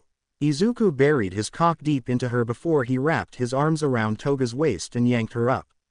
Toga yelped as Izuku grabbed her once her tits hit his chest. Toga quickly wrapped her arms around Izuku's neck and started another key. Izuku started bouncing Toga on his cock, and he held tight to her as he thrusted into her. Izuku smiled as he felt her end coming on fast with how tight she was getting. Toga pulled him into a key as she came from the hard thrust of Izuku's hips. Izuku, without thinking about it, slammed into Toga and beeped into the key as he came inside of her. Izuku broke the key and pressed his head to her forehead. Toga looked lovingly into Izuku's eyes as she felt him coming. Soon, Izuku pulled out of her, and his cum dropped out of her. But Izuku wasn't finished yet. He laid her down on the bed before pulling her to the bed's edge. He flipped her and forced her to stand. Izuku, wait a minute." Toga screamed again as Izuku rammed back into her. He planned to make her regret blue-balling him for so long. Toga's arms gave out, and she grabbed the blanket. She held a fistful of the blanket and beeped with each thrust of Izuku's hips. While they ed, Izuku heard his door open a little and sensed his mother. Deciding if she wanted to sneak a peek, then he'd show her that she'd be getting once that necklace was on her. Izuku picked Toga up, and her back fell into Izuku's chest. And he thrust it up into her, giving his mother a good view from the door as he came into Toga again. Toga screamed as she had come again from the rough end. Outside the room, Inko looked on in shock at how rough Izuku was with Toga. Inko's left hand moved to her pants, but she stopped and shook her head. She couldn't do that, with her son being what made her horny. But she couldn't help but feel a little envious of Toga. Inko walked away. Her lower lips were begging for some attention. Inko was annoyed that Izuku was larger than that bastard who'd abandoned them when they both thought Izuku was quirkless. Inko stopped at her door and grabbed her crotch. 2 hours. Izuku walked out of their room and dressed in just some sweatpants. Izuku had left Toga completely exhausted, as he barely left her any time to rest in between there. Izuku cracked his back as he entered the living room and found his mother sitting there. Izuku wasn't surprised when he saw the blush on her face. Izuku moved his hand behind his back. She resummed the necklace when she stood up and walked into the kitchen. He had to get this done and get Asui's family dealt with. Izuku walked up behind his mother and then used 2 shadows to grab his mother, and before she could scream, he had the necklace around her neck. Her eyes went dead, and Izuku smiled. He used the same rules as he did for Asui. Once she was back, Inko smiled and looked up at Izuku. "What's wrong, Izuku-kun?" Izuku smiled as now he at least had a chance to get off with just the scolding Asui's mom gave him. He told her what happened, and Inko laughed it off, saying that teenagers will be teenagers. Next day, Inko parked their new Toyota Yaris. Izuku saw Asui in the window, looking down at them. He smiled and waved at her as he exited the car. She smiled, opened her window, and jumped out to his surprise. Izuku yelled her name, rushed forward, and caught her as she fell. Asui smiled as she took Izuku to the ground, and the door flew open, showing a frog-like man, more so than the rest of his family, as he appeared to have the head of a brown toad. He is a tall, stocky, middle-aged man with black, short-cropped hair and black eyes. He wears a plain business suit with a blue dotted tie, but Izuku paid not attention as he was checking over Asui. As he yelled, he got them both up. "Are you out of your mind?" Jumped down from the second floor. "You could have been hurt if I hadn't caught you." Asui just smiled as she looked up at Izuku. Izuku sighed as he held his forehead. Inko laughed into her hand as she looked at the scene before her, and the man's eye twitched. His daughter was known for jumping around and had jumped from her window a few times in middle school when her friends came over. The man sighed before he walked over and grabbed Asui's arm. "Asui, your mother and I told you to stay in your room." The toad man looked up when he realized how much bigger the boy was. He stood a chest and head taller than him and was built like a mountain. He had a few scars on his face, and he was looking back down at him with his glowing purple. The man felt a massive wave of fear wash over him, and he stepped back. "Ganma." Izuku smiled as he had the name of this F*** and his wife, who cock-blocked him. Asui freed her arm, moved to Izuku's side, grabbed his arm, and started pulling him to the door. Izuku didn't fight her as she pulled him past her father, with Inko following them. Inko waved to Ganma as she followed Asui and Izuku into the house. Soon, Ganma pulled himself together and then followed them in. They all walked into the kitchen and sat down at the table. Inko and Izuku sat on one side while the Asui family sat on the other. Asui was happily looking at Izuku and Inko. At the same time, her mother and father looked at Izuku with some fear in their eyes. They had got his name last night and tried to look him up. He was a young man who'd taken on and beaten a collective of 20 villains before entering UA High. He'd crippled 9 of them, nearly killed 2 of them, and left another 9 hospitalized with broken limbs, with one having a cracked skull from a near-lethal blow to the head. He'd also taken on their homeroom teacher and won the fight. They were upset with their daughter but were impressed with the powerhouse their daughter had caught the attention of. Inko smiled before she spoke up. "So why did you have my son ask me to come here?" The 2 frog parents tapped back to reality, and Ganma spoke up with all the confidence he could muster, seeing the young man's smirk. "Well, my wife caught my daughter on top of your son, with them being rather handsy and making out." Inko blinked, looked between the 2 teens, and then at the Asui parents. "So, you 2 had me come here because 2 teenagers let their hormones get the better of their judgments. I mean, sure, it's not the best thing in the world, but were their clothes were still on?" The mother nodded but had a blush on her face. "Well, yes, but when I came down my daughter had her hands under your son's shirt. And he was, well, groping my daughter's rear end." Inko turned to look at Izuku, who turned away with a blush on his face. Then, Inko looked at Asui and saw her blushing as she looked away, too. Her tongue was sticking out of her mouth as she stared at the wall. Inko sighed before she grabbed Izuku by the ear and spoke. "Izuku, while I'm fine with you, have a little fun. I don't any grandchild running around before graduation." Izuku nodded as he held his hands below his mother's arm. He had to make it look real, even if it didn't hurt. Inko let his ear go a second later, and Izuku muttered as he rubbed his ear. The Inko looked over at Asui, and Izuku knew his plan was about to start. "Now, for you young lady. I have to ask which of you start this." "That doesn't matter." Izuku's immediate deflection of the question got attention before Asui spoke up, making everyone look at her. "I pulled him to the couch and jumped on him, ribbit." All the adults looked at her. Then Ganma slammed his fist on the table and was about to start yelling at Asui before a sudden, powerful weight came crashing down on them all.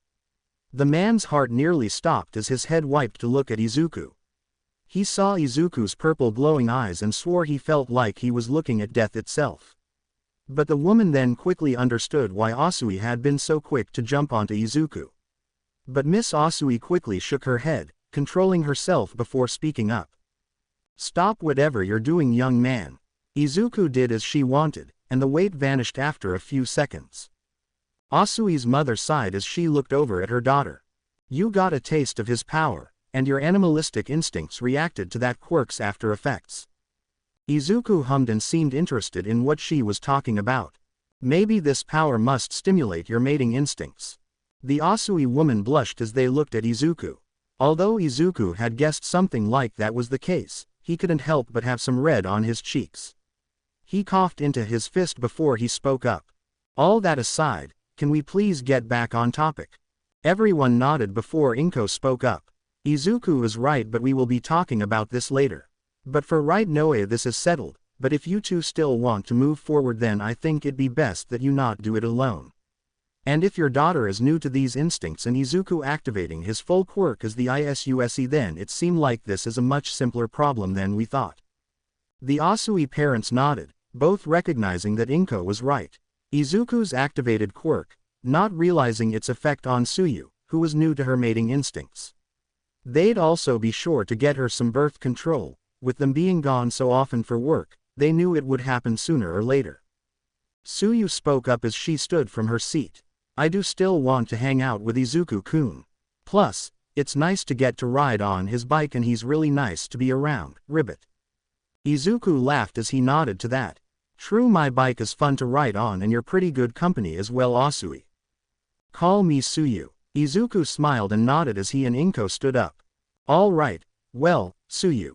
I'll see you tomorrow, remember. We're going to the USJ. Suyu nodded as she looked at him. Ribbit, I know, and before you go, do you think we could go back to the leather shop after school? I want to have something added to my jacket. Yeah, I'll come and pick you up, and we'll head to school. I need to get there early anyway. Me and Eraserhead are going to see what items from the dungeons can be used by other. Suyu nodded before she moved around the table and then jumped into Izuku. She wrapped her arms around his chest in a bear hug, snorted out a laugh as he patted her back. After a minute, Izuku tried to move back, but Suyu held him tight. Not yet, you're real warm. Izuku blushed as Suyu started pressing more of her body onto Izuku's. Her weight pushed Izuku back a little, and the father jumped up from his seat. Suyu, get off him already. Suyu glared back at her father, and he recoiled, knowing the look of a woman who knew what she wanted. Izuku laughed as he knew he wasn't going to get away easily. The next day, Izuku sighed as he waited on the field after giving Suyu the slip. Once they had gotten to the shop, Suyu jumped on him again, and the owner had to ask them to take it outside. Then, he had to run once they got to the school as Suyu tried to pull him into an empty classroom. While he'd like to F*** her senselessly, he also didn't need the rest of the girls finding out he was her before he could get a necklace around them. You're here earlier than I expected. Izuku smiled as he looked over and saw Eraserhead with the principal. Izuku stood up and walked over to the two. Yeah, I came here early with Suyu since she needed a ride again. But, let's get to work. The two adults nodded as Izuku summoned an item in each hand. In his left hand was a halberd, and a potion bottle in his right. The halberd had a large black axe blade with a spear tip with a 5-inch spike on the back end of the axe. The body of the halberd was a deep red staff. Izuku threw them over to Eraser's head. When Eraser touched the halberd, it vanished and reappeared in Izuku's hand. But the bottle is in his hand. Izuku hummed as he spun the halberd, thinking as he stopped seeing the two move back. Sorry, I have the habit of spinning this thing when I have it out. The two nodded, and then Eraser threw the bottle back over. Izuku then summoned another weapon. It was a damaged iron sword he got from a goblin. Izuku threw it over to them. This time, the sword stayed in his hand. Izuku hummed as he looked at the sword in his hand. I wonder why you can hold a damaged weapon but not one I got through a reward. Eraserhead nodded, while Nezu climbed onto Ur's shoulder and looked at the sword. Izuku smiled as he knew they could hold anything. He just didn't want them to think they could keep them to study them. It looked like a basic iron sword from the Middle Ages, but there were cracks up and down the blade. Nezu hummed before he looked over at the weapon in Izuku's hand. The boy was comfortable with it in his hand as it was a part of him. Then he watched as he summoned some armor. Eraser walked over, and Izuku took it from his hand. Then Izuku took both of them away before he summoned a ring. Izuku touched the ring this time, and a screen appeared above it. Ring of Rookie Fighter, Artifact. Attack 15. Defense 20. Nezu and Eraser saw the screen, and both were happy that the artifact could boost a person. He took the ring, but it vanished a second later. Soon, Izuku put everything back into his inventory, and then Nezu jumped over and landed on Izuku's shoulder. Izuku smiled as Nezu sat down on his shoulder. My boy, can you show me one of these dungeon keys I've been told about? Izuku nodded and then summoned one of the E-rank keys. Nezu grabbed the key, and Izuku couldn't retake it with his system. Nezu looked at the key, seeing it looked like a key from the 16th century but was sky blue. Nezu hummed and then handed the key back to him. My boy, what happens if you open one of these gates but don't close it? Izuku hummed as he sent the key away. Not sure. I've always cleared the dungeons I open, though I wish I had a higher ranking dungeon. The highest I have right now is AC rank key. The higher the rank, the stronger the monsters I get to fight, and the fast I level up. Killing boss monsters wasn't easy at the start, but nowadays I haven't found a real challenge in the last month. Nezu hummed as he looked at Izuku and crossed his arms. I see, so your quirk allows you to boost your stats after dungeon also. Seeing the scars on your face, I can guess that the damage you take in the dungeon is real, and that means you can die in the dungeons. Yeah, it's been a while since I've been hurt in one. The two of them nodded as they all talked about his quirk, and Nezu had Izuku lift his shirt, showing off a few of the scars he'd gotten. Izuku had also noticed more than one of the teachers watching them.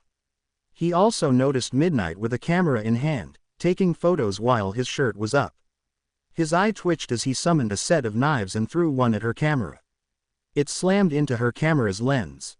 No, Nezu laughed. He planned to make her do overtime for a week and make Izuku talk with Hound Dog, as his quirk may be putting pressure on his mind.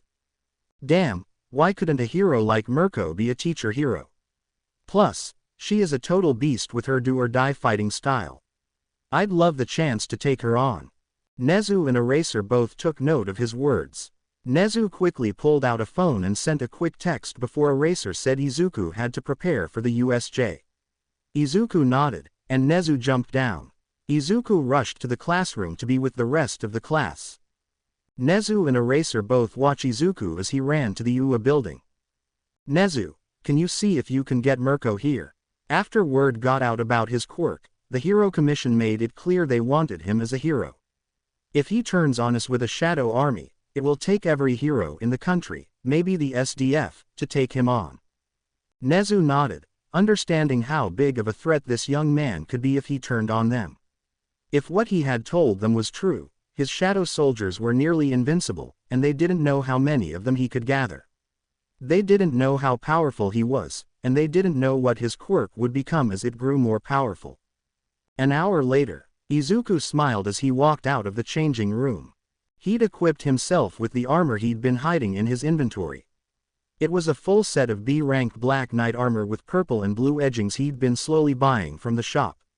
He'd finally gotten the whole set and left his helmet invisible, hiding the horned helmet. He also loved the stats that the armor added. Each piece of armor added a 10% boost to all his stats. Thankfully for him, he could make it so he was always wearing this gear from now on. Izuku then waved his hand down to summon his stats.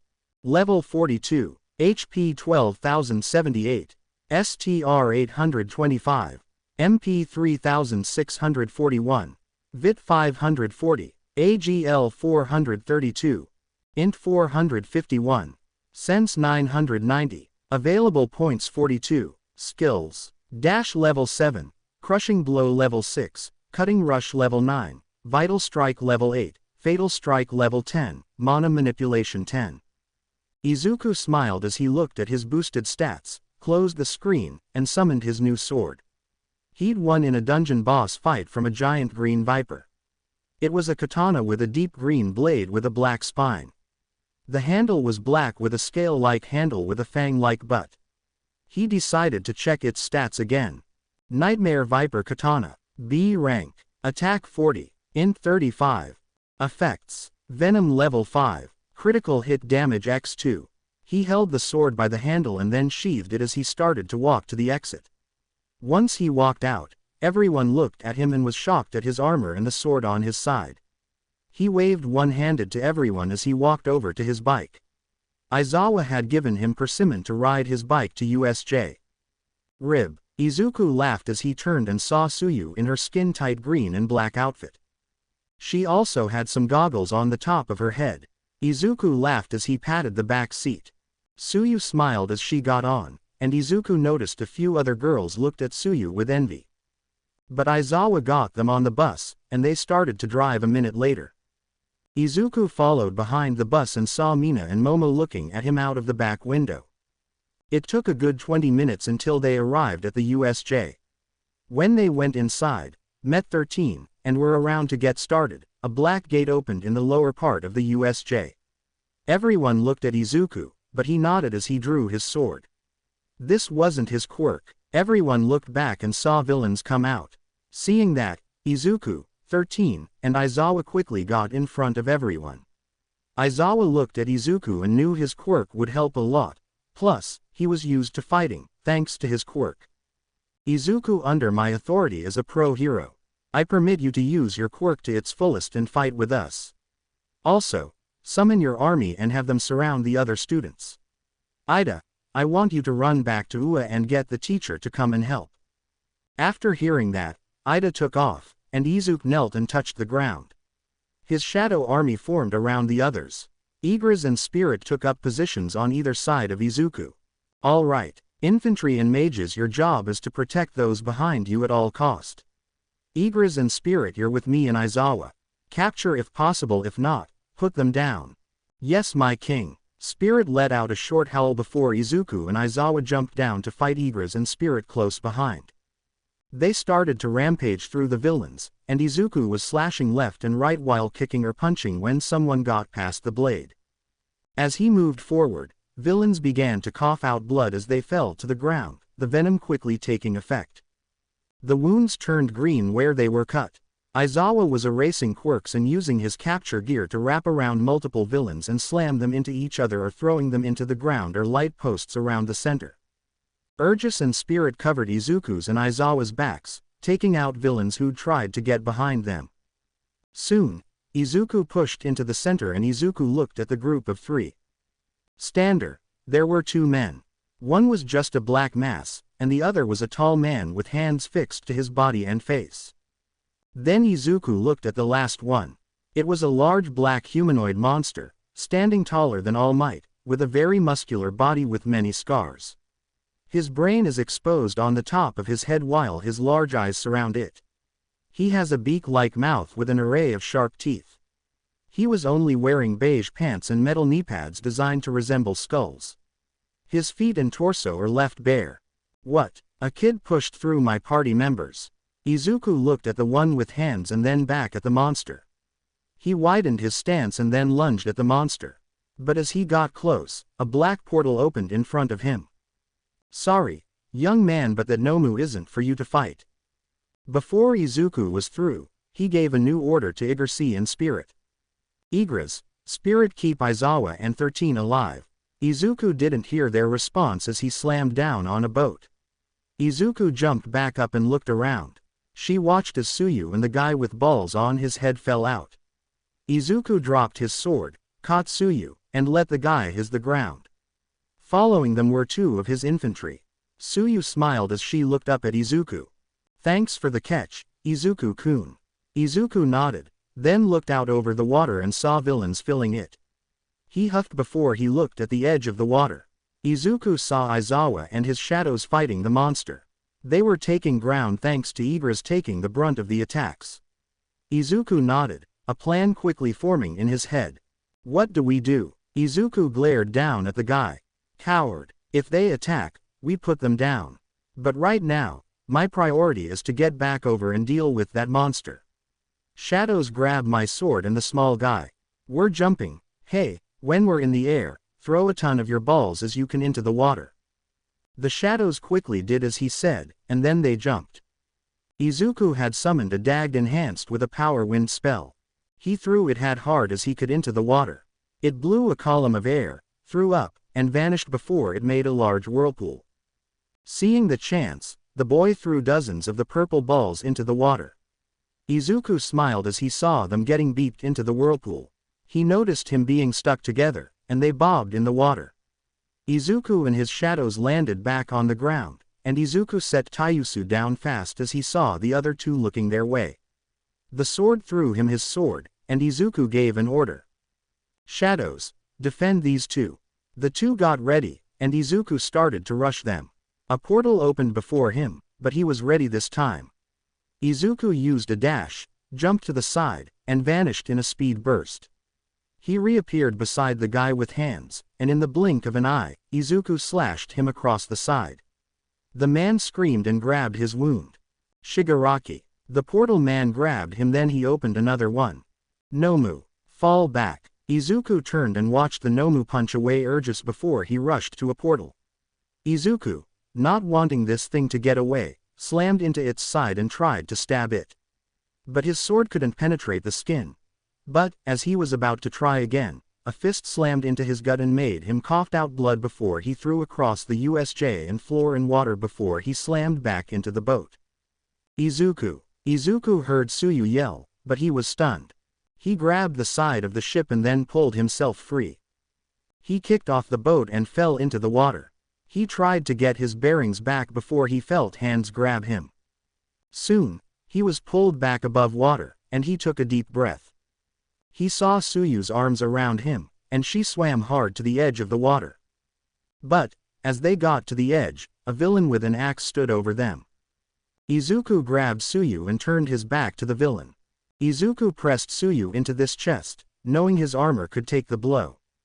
But before it could fall, he heard gunshots. Blood hit the water, and Izuku looked back and saw the man falling to the side with his legs bleeding. Izuku grabbed the edge and pulled them out and saw the guy that was with them on the ground, bleeding from a chest wound. Izuku summoned 2 healing potions as he saw the heroes attacking the villains. Izuku quickly popped the top and made the guy drink the potion. His chest wound healed and he sat up as a racer rushed over. "Is everyone okay?" They nodded as Izuku drank the other health potion. He threw the 2 bottles away as he stood up as the heroes took down the last of the villains. "Hey Eraser, tell them to bring anyone wounded to me, I got plenty health potion to help." Eraser as he went to help the other with capturing the downed villains. Izuku sighed before he sheathed his sword. Tsuyu grabbed him and pulled him into a hug. Izuku laughed as he patted her back. He sighed, annoyed with his whole mess. A week later, Izuku sighed as he looked at the movers as they moved the last of his stuff. They'd already been getting ready to move, but now he and all the other students were being moved into a dorm building. "I don't like this." Izuku turned and saw Toga walking down the steps in her red leather jeans and knee-high boots. She had the choker on again, and her hair was down. He smiled as he walked over and wrapped his arms around her. "I know, Toga, but I need to do this if I want to keep going to UA. This school could set up a bright future, and if everything goes to plan, then we will be living the good life. I'll also come home every Sunday, that day is yours. Plus, from what I heard, you're free to come and visit after schools before the gate is closed. But, our fun will be a lot harder to have as well as our hunting, but still doable." Toga smiled as he hugged him back. Izuku quickly keyed her before he heard the moving truck door shut. Izuku sighed as he rubbed her side. "I'm glad we got your stuff out of storage. It's still a month be the move to the house, so at least you'll have your bedroom back." Toga nodded, then sighed as she rested her head on Izuku's chest. "It's going to be lonely at night without you to cuddle up to." Izuku laughed as he rubbed her side again. "Yeah, but you know I'll be coming back for my bloody queen." Toga sighed when she heard the movers say that they were to move.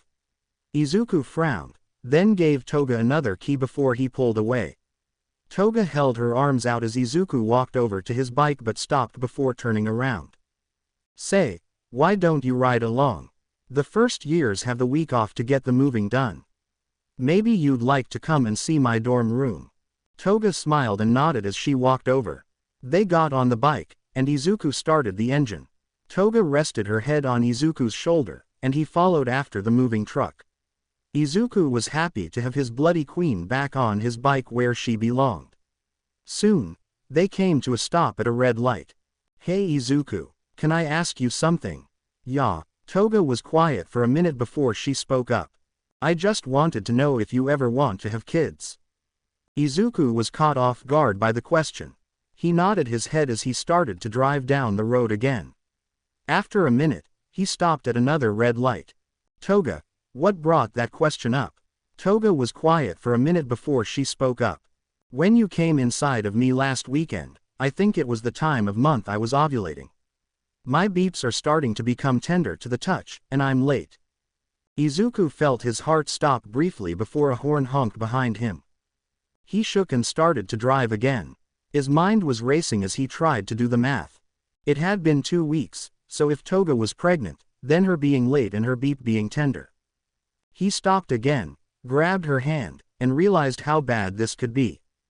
Izuku was happy that his queen may be pregnant but scared, too. The villain's sudden attack on a UA building may suggest something was coming.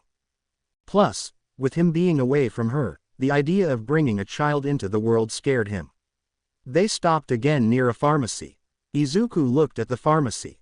He pulled off and let the truck go ahead. He parted, and Toga got off with Izuku close behind. They walked in, and the staff looked over and saw 2 teenagers. An older woman saw Toga holding a hand over her lower stomach and guessed what they'd come for. She spoke up in a soft tone. "Hun, you two come over here." Izuku and Toga looked over and saw an older woman with yellow eyes and cat ears on her head. They walked over, and the woman smiled before she recognized Izuku. "Wait, you're that UA student who put down over 50 villains in the USJ incident." Her yell got everyone's attention, and they looked over at them. A few of the people who were looking recognized Izuku from the news. Izuku couldn't believe how recognizable he was becoming. He waved to a few people before Toga pulled on his jacket. He turned back to look at her, and then she looked at the woman. "You Miss W, where do you all keep the home pregnancy tests?" The older woman smiled as she looked at her. "Aisle 7 near the end." Toga thanked her, and Izuku nodded before quickly walking to aisle 7. Toga walked down to the end of the aisle and grabbed 3 tests to ensure she didn't get a false positive. Izuku blocked people's view as a few were watching them. They quickly returned to the older women and she moved to a register. She saw Toga and Izuku's discomfort with the attention and quickly rang them up.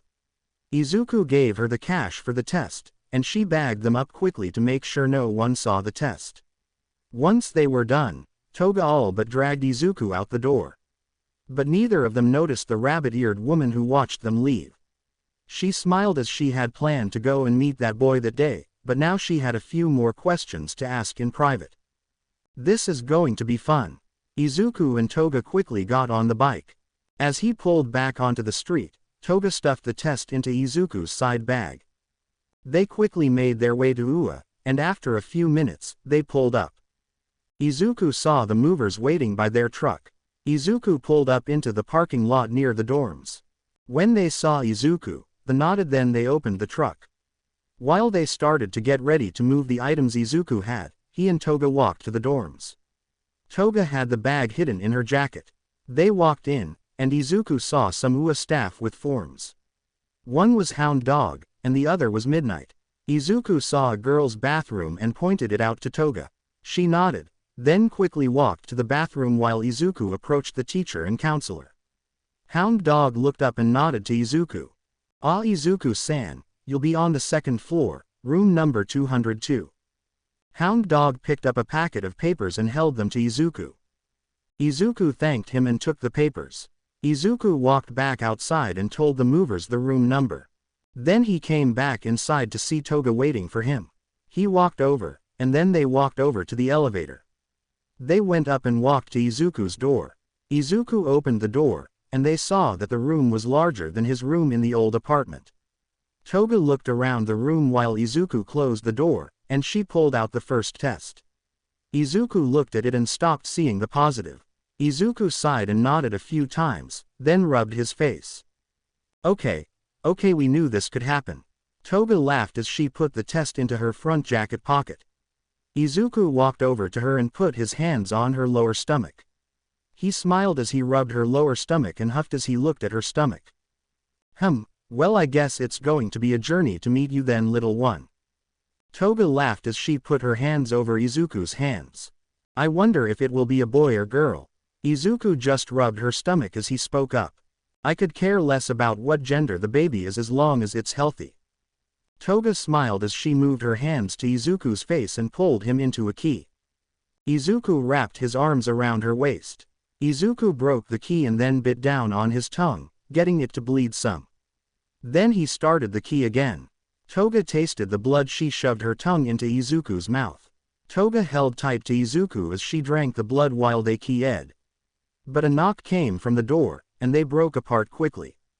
Izuku wiped the blood from the side of his mouth and then opened the door. He saw the movers. He smiled as he moved to the side. Please set the bed to the right and the desk and bookshelf to the left. Just leave the boxes in the center or on the bed. Yes, sir. Izuku nodded as he took Toga's hand and pulled her out of the room to let them work. While he pulled her along, Izuku hummed as he started thinking about everything he had to do now. He was making plenty of by hiring out his shadows. Plus, his name is known for being a powerhouse who's already taking down villains as a first-year student. He sighed as they went back down to the first floor. Izuku is planning to make hospital appointments to start getting baby items. Izuku-kun. Izuku turned and smiled to see Suyu walking in with some of the other girls. He smiled as he and Toga walked over. Toga hugged Suyu, and the girls started to talk. Izuku looked at Ida as he looked at Toga. He narrowed his eyes when Ida glared at her. You got a problem, Ida? Ida looked at Izuku before he showed some balls and spoke. Yes, what is a girl dressed like a harlot doing here? Izuku narrowed his eyes and summoned his nightmare viper katana. The F*** did you just call her? Do I need to reteach you manners? Ida quickly paled, hearing that before remembering who he was talking to. This guy had killed half of the villains in the USJ. Ida immediately bowed down, saying sorry. I'm sorry, she a truly beautiful young lady. Izuku huffed and sent his sword back to the inventory. Good, but I ever hear you talk like that about anyone again, Ida? What I did at the USJ will look like a tea party compared to what I'll do to you. Ida, scared, nodded as he looked at Izuku. Toga laughed a little as she looked at him, and Ida, too scared to look up, kept looking at the ground. Izuku snorted, annoyed with the coward before him.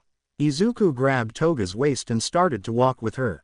Come on, Toga, I need to get you back before dark. I also need to start diving into more dungeons. I need to level up to up my stats. Not being able to damage that Nomu thing is bothering me. Even Igris couldn't put that thing down. That scared Toga, knowing how strong Igris was. He nearly killed Izuku in their battle before he became the Shadow Monarch. To think there was something else out there that could fight off Igris.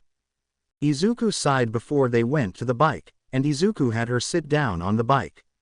Izuku went on, and as they were about to leave, Izuku saw two people he didn't want to see standing in the way of the gate. Izuku stopped and put his feet on the ground as he looked at All Might and Endeavor. All Might wasn't smiling as he looked down at him. Endeavor, on the other hand, had a calculating look on his face. Izuku held a hand down, ready to summon a weapon. How can we help you two? Izuku's tone was respectful, but his body made it clear he was ready to fight. This made All Might frown more, and Endeavor smiled as he looked at the boy. Endeavor was impressed with this kid's resolve. All Might sighed before he spoke to Izuku. Young man, I wanted to talk to you about how you handled the USJ incident. You must know that you killed a lot of people there. Izuku snorted as he moved his hands back to the handlebars. He rested his arms on the bars as he looked at him. And they were villains, and it was a battle. It was a life or death in a fight like that.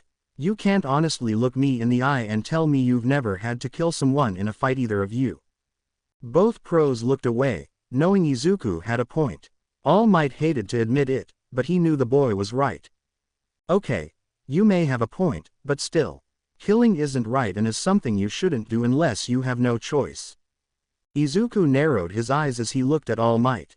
Oh, and you call having a horde of villains attacking a group of untrained hero hopefuls?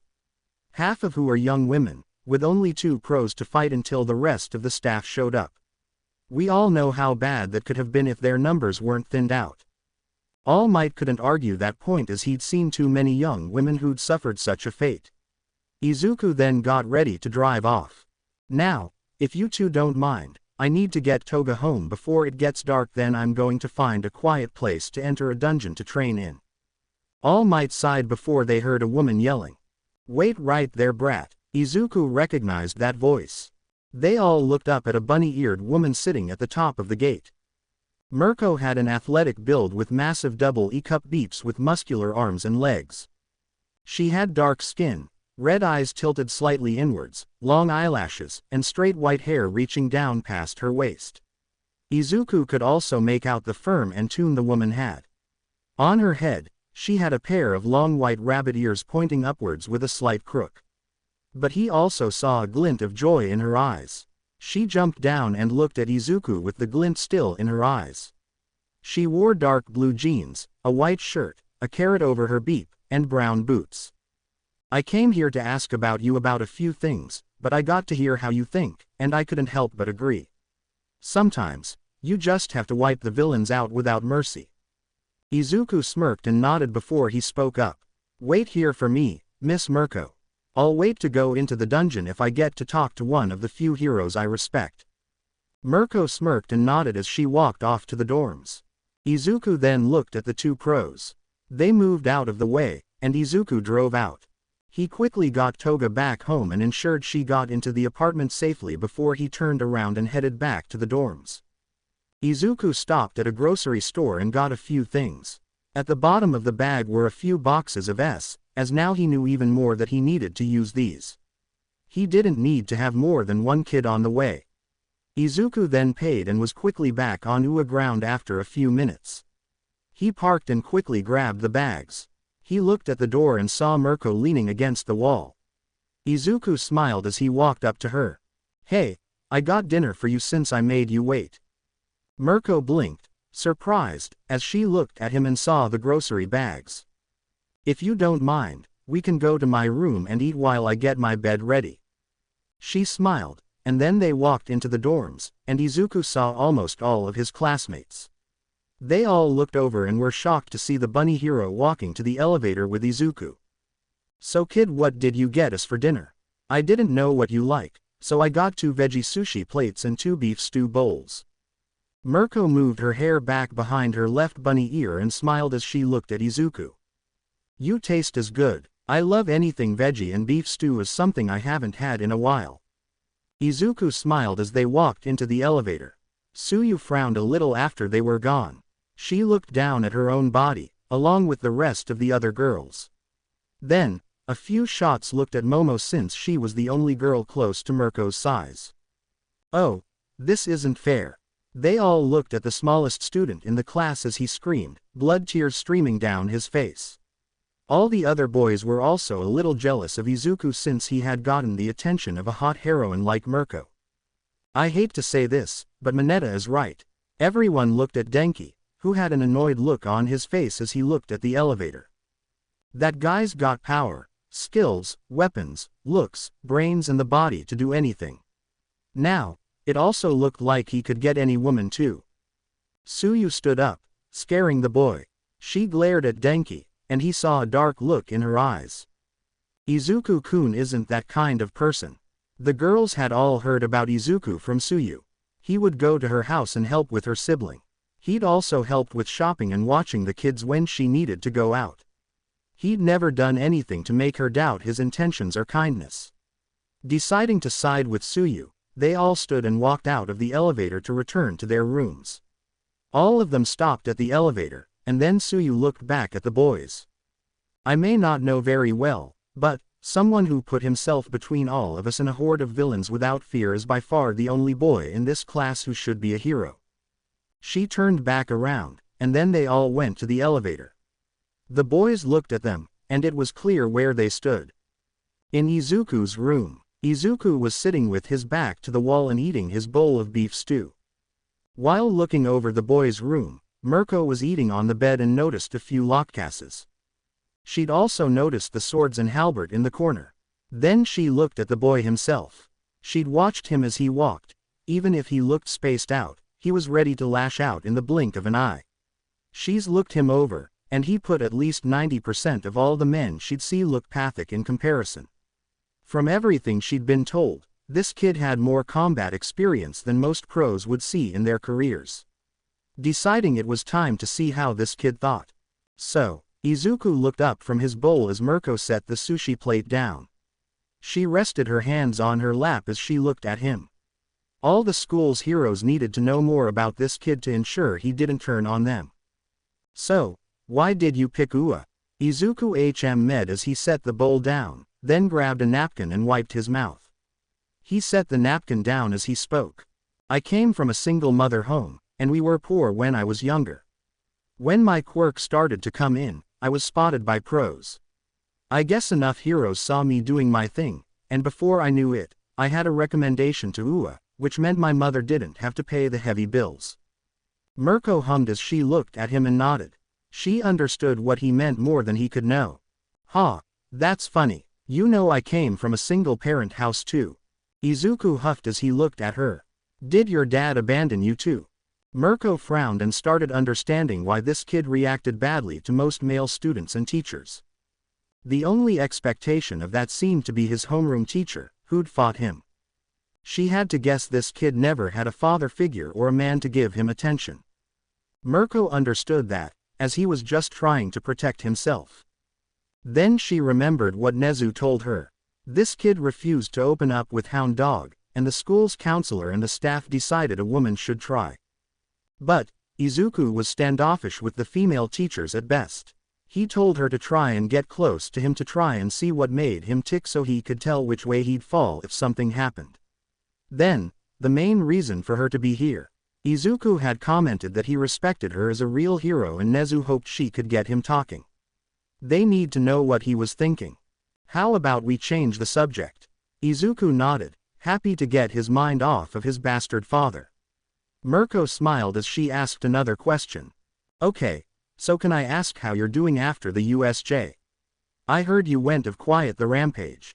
Izuku laughed and then sighed as he looked at her. He opened his mouth and then closed it as he sighed again. He knew his little show was about to start, and he'd get a necklace on her the second he got the chance. Honestly, it's weighted on my mind. Killing monsters in my dungeons is one thing, but killing a human. That's something else. I knew I'd have to do at some point, but not this soon. But, we all know that you would have killed us all if I didn't step in to help. God knows what would have happened if I had a weaker quirk or didn't have my shadows. But, it's hard not to feel guilty since I'm sure some that I killed had families, and I took that family member away. Mirko saw his smile fade as he interlocked his fingers and he was looking down at the floor. His hair shadowed his eyes. Deciding she'd pushed far enough for now, she stood up, walked over, and sat down beside Izuku. She touched his shoulder, understanding this boy was holding in his pain. Hey, kid, I understand where you're coming from and I get that it can be a lot. But you know all the heroes at UA are here for you if you need someone to talk to. Izuku laughed as he looked up at her, and she could see he seemed annoyed at her words. I did have someone until they made us move in here if we wanted to keep our spot in the hero course. Mirko nodded, remembering the girl he was with earlier. She'd guessed that was his girlfriend, and now that he was forced to stay in a place that made him remember. Mirko wrapped her arm around his shoulders and pulled him a side hug. I'm sorry, kid. People your age shouldn't have to worry about this kind of stress. Izuku let out a dry laugh before he sighed and patted her forearm. Taking the hint, Mirko moved her arm as he stood and grabbed his bowl. He walked over to his desk and sat it down before turning and holding her hand out. Mirko smiled as he took his hand and he pulled her up. She walked back over to the bed and sat back down. She picked her plate back up and started to eat the sushi again. Hey, Mirko looked up to see him playing with a blue-greenish screen. Then, a necklace fell into his hand. I'm sure you've been told I have items that boost my powers. I'll let you in on a little secret about I won this piece of gear after killing a B-rank warrior queen. It's a white gold necklace with a bloodstone. It boosts agility and speed by 20%. With your quirk being what it is, I'm sure you could use the boost your ability to fight. Mirko smiled as she looked at him, stood up, and turned around. Well, I'm not going to turn down the offer of such a kind offer. Plus, the bloodstone is my birthstone. She pulled her hair out of the way as Izuku walked up behind her. He thought this was way too easy. Izuku got the necklace around her neck and then her dead eyes. Izuku smiled as he walked around and saw his dull red eyes. He gave her the same commands all the others. He spiked his power some to see how she'd react. After a second, she was back, but some new happened that Izuku wasn't ready for. Mirko tackled him onto the bed, and Izuku looked up. Izuku summoned a Kasaka's Venom Fang dagger, afraid she somehow fought off the effect. But he stopped when he saw a blush and smirk on her face. Hey, Husbunny. Izuku quickly cut the power before Mirko moved closer. Izuku smiled as he grabbed her hips and then flipped them. Mirko slammed onto the bed, and Izuku pinned her hands above her head. Mirko smiled as she looked up at Izuku while he figured out that she was the aggressive love type. He'd never met a woman like this, but he knew this would make his life fun at UA. Izuku held her hands down with one hand, then touched her cheek. He ran his thumb over her chin. Izuku looked at the door and saw it was still closed. He quickly used a shadow to lock the door. Husbunny. Izuku smiled as he moved down and caught Mirko's lips as he moved his hand down her neck. Izuku knew he couldn't Mirko right now, but he was going to tomorrow when he knew he could get away with it. Izuku moved to deepen the key and Mirko beeped into the key. Izuku let her hands go, then wrapped his arms around her lower back. Mirko quickly wrapped her legs around Izuku's waist, and he picked her up as she wrapped her arms around his neck. Izuku broke the key and moved to her neck. Mirko beeped as Izuku moved.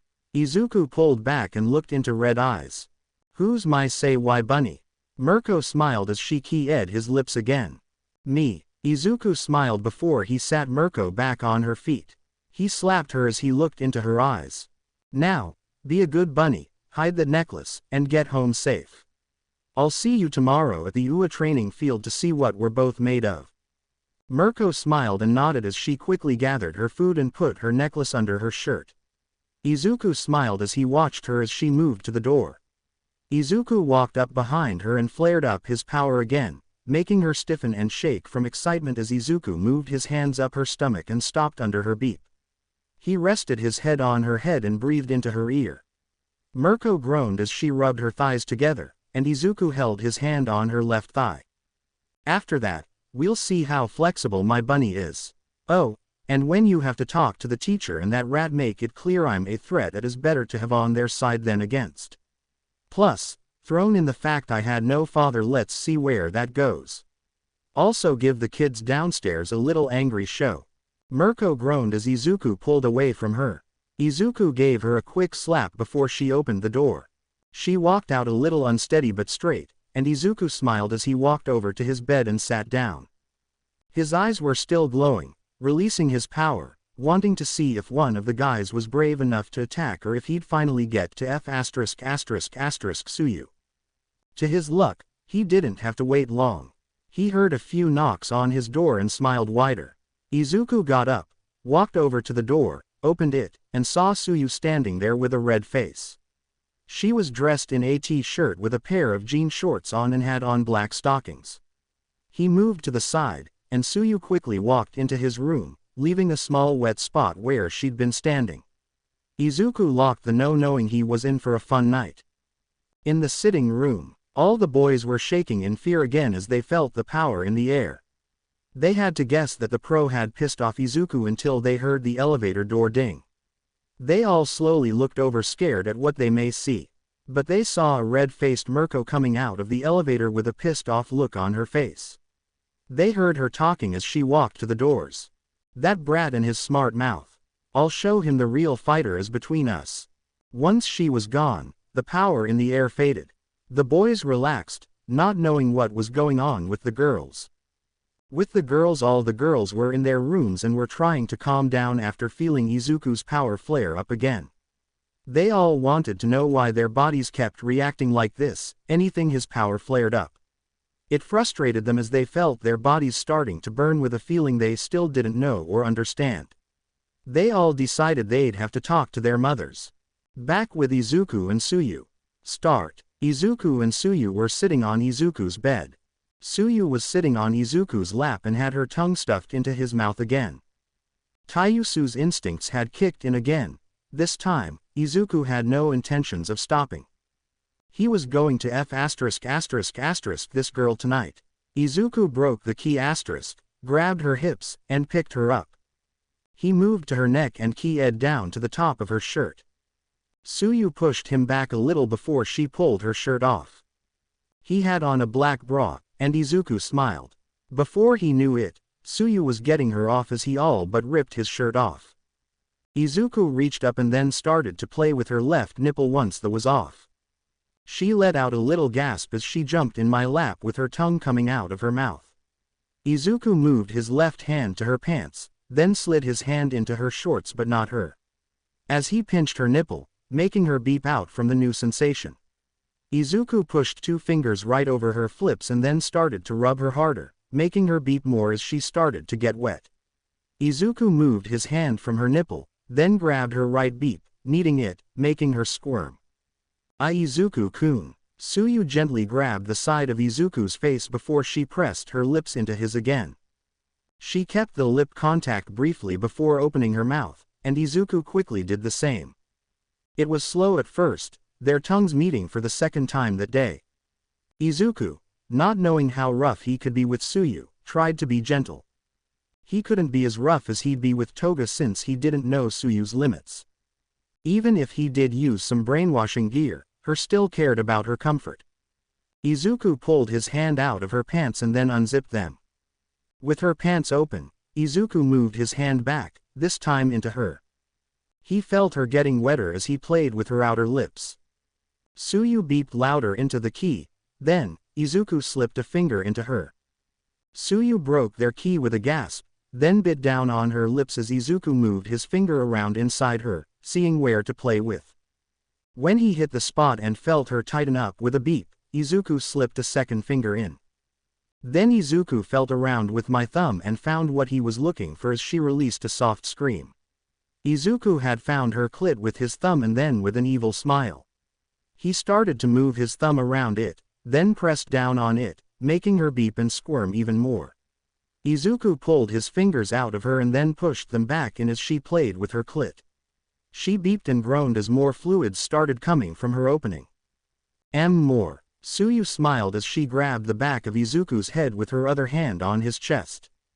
Okay, but you asked for it.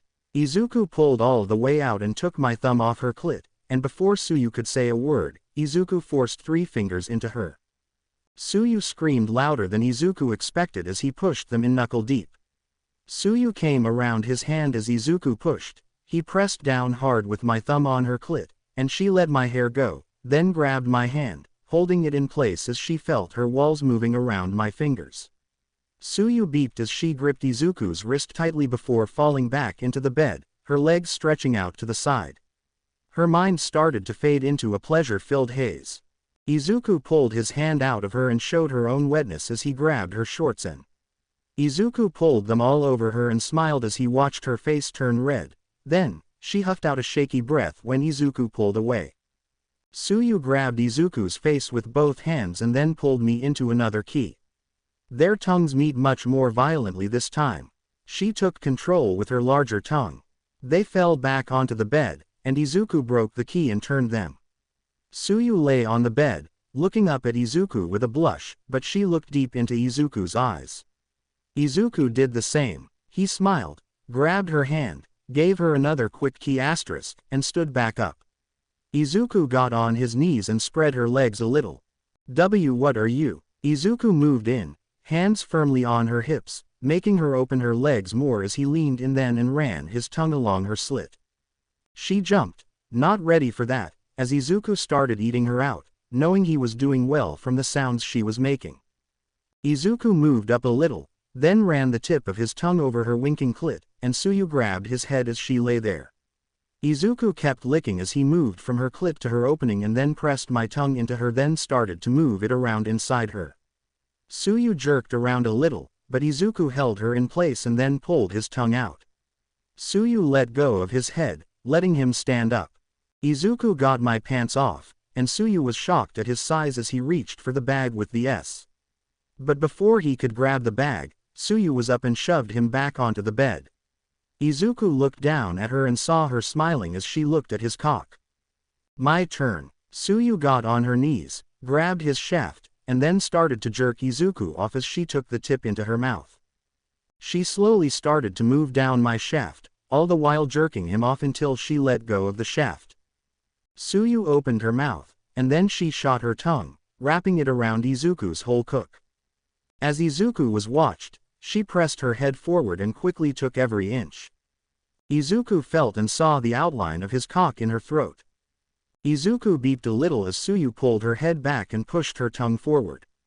As she moved, she kept moving her tongue forward as she pulled her head back. Izuku beeped as she started a rhythm. Izuku grabbed her head as she bobbed, then forced her to the base, deciding to take control back. Suyu looked up at Izuku as he started to move her head at a much faster pace. Suyu grabbed Izuku's thighs as he used her as a pleasure toy, and to Izuku's joy, she kept her tongue going the opposite of his jerking, and Izuku felt the slickness of her tongue as her face hit her. Izuku felt his end coming on, and he held her head down as he started to come in her throat. When Izuku finished, he let her go, and she pulled her head back and then coughed. Suyu took a few deep breaths, then she smiled, grabbed the bag he'd reached for, and tackled Izuku back onto the bed. Izuku crashed down, and Suyu jumped back onto Izuku. He looked at her eyes, now frog-like. She smiled, pressed a hand down my chest, then leaned up. She ripped open the bag, and the boxes fell. Suyu quickly grabbed a box and ripped the top off. She rushed to open one as she felt Izuku's erection on her stomach. "Come on," she smiled as she ripped the packet open. She quickly moved back onto Izuku's thighs and slipped down Izuku's shaft.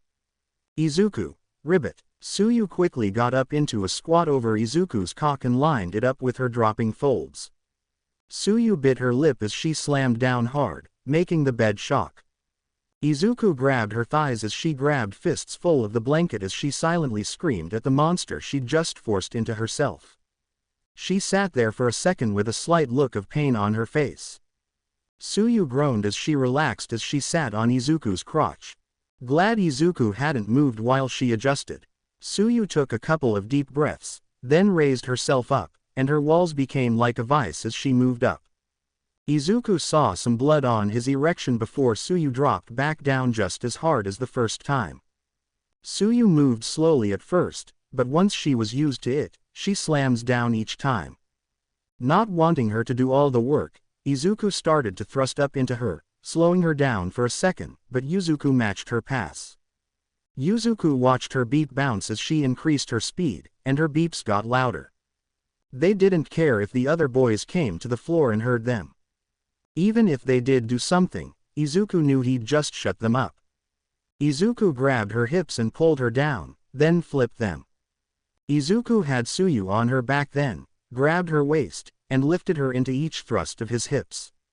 Suyu's tongue fell out of her mouth as she beeped out with each smack of their hips.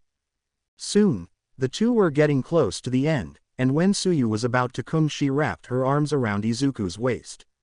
Suyu gritted her teeth before she screamed and came around as Izuku slammed into her and came into the.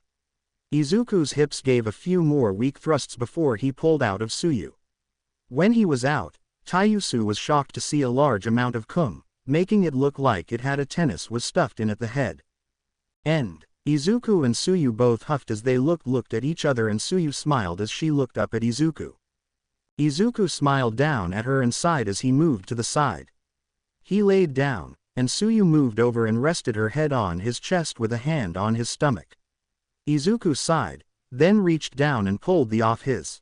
He tied it off and then looked over at his trash can at the foot of the bed. He threw it in, grabbed the cover, and pulled it over them. He turned and hugged Suyu closer to his body.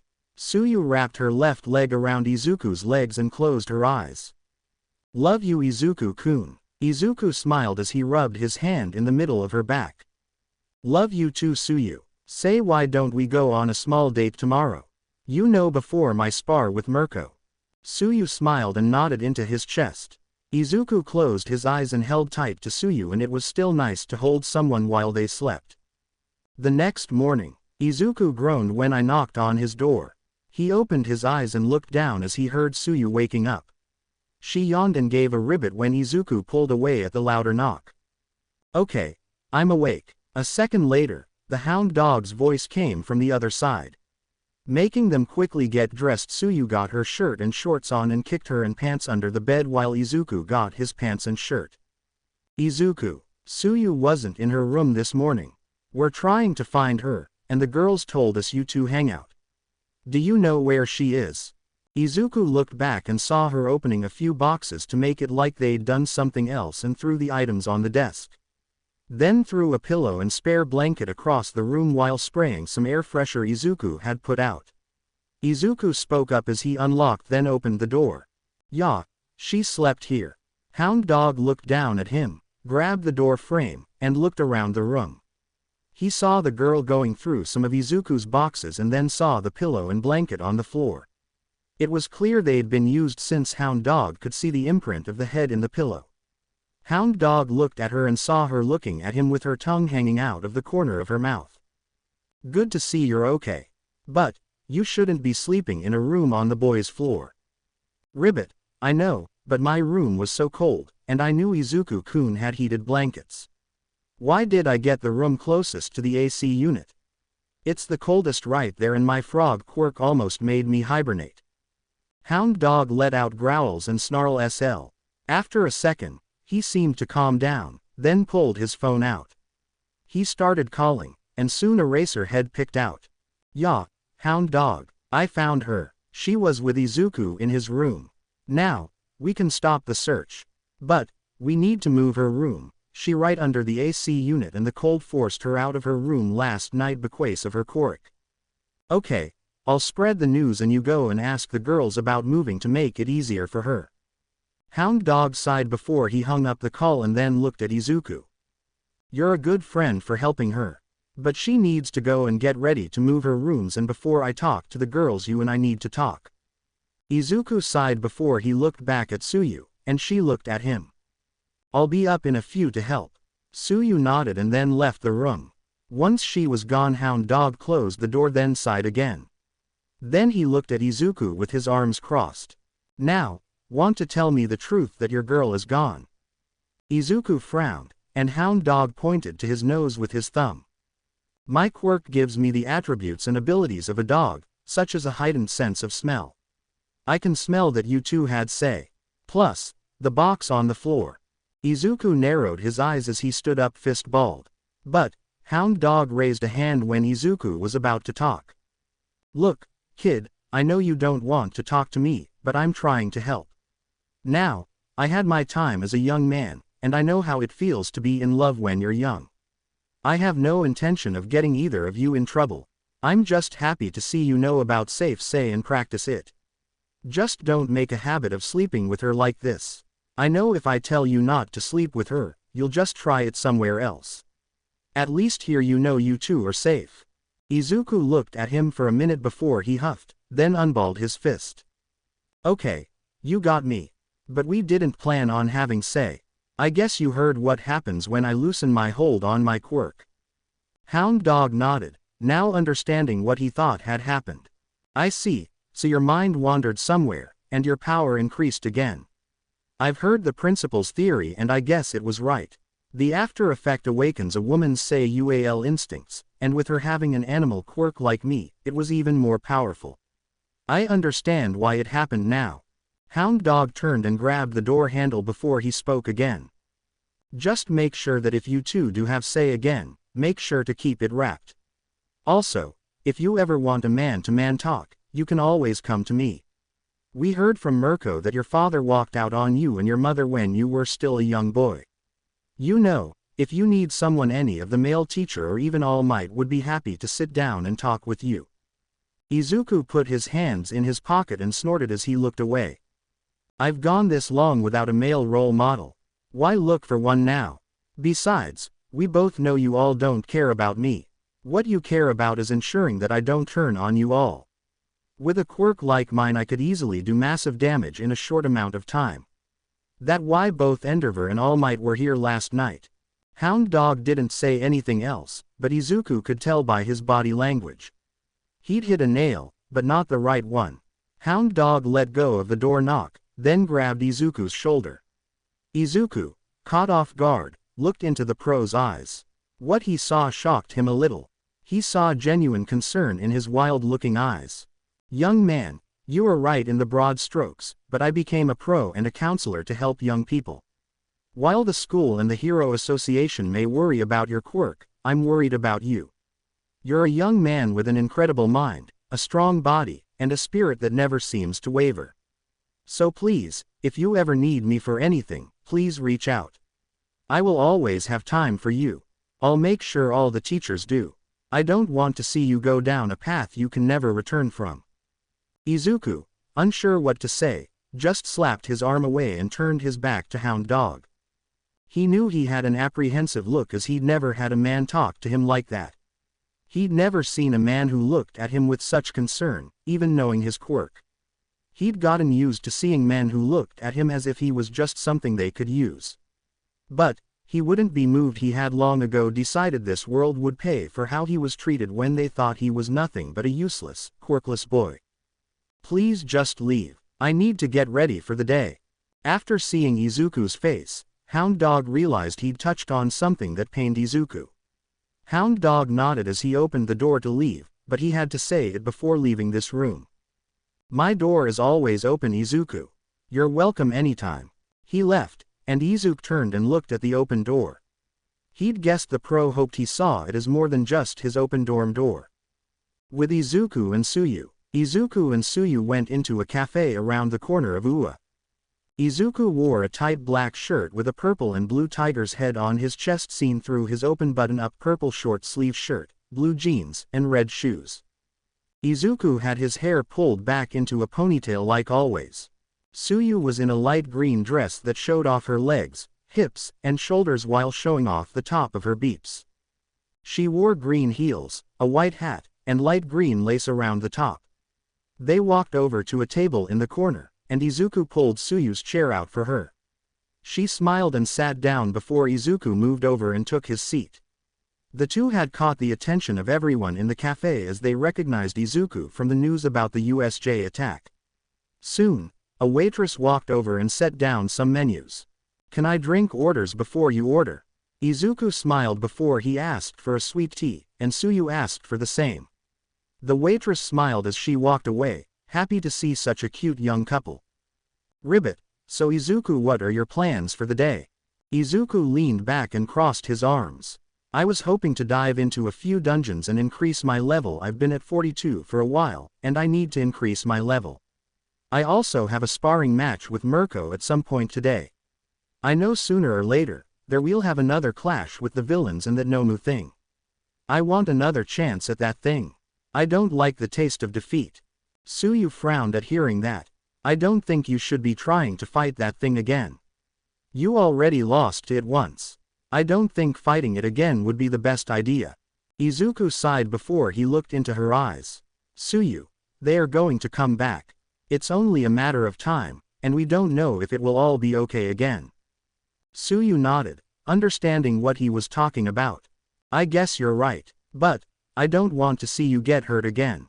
Watching you get hit like that was really scary. Izuku laughed a little as he rubbed the back of his head.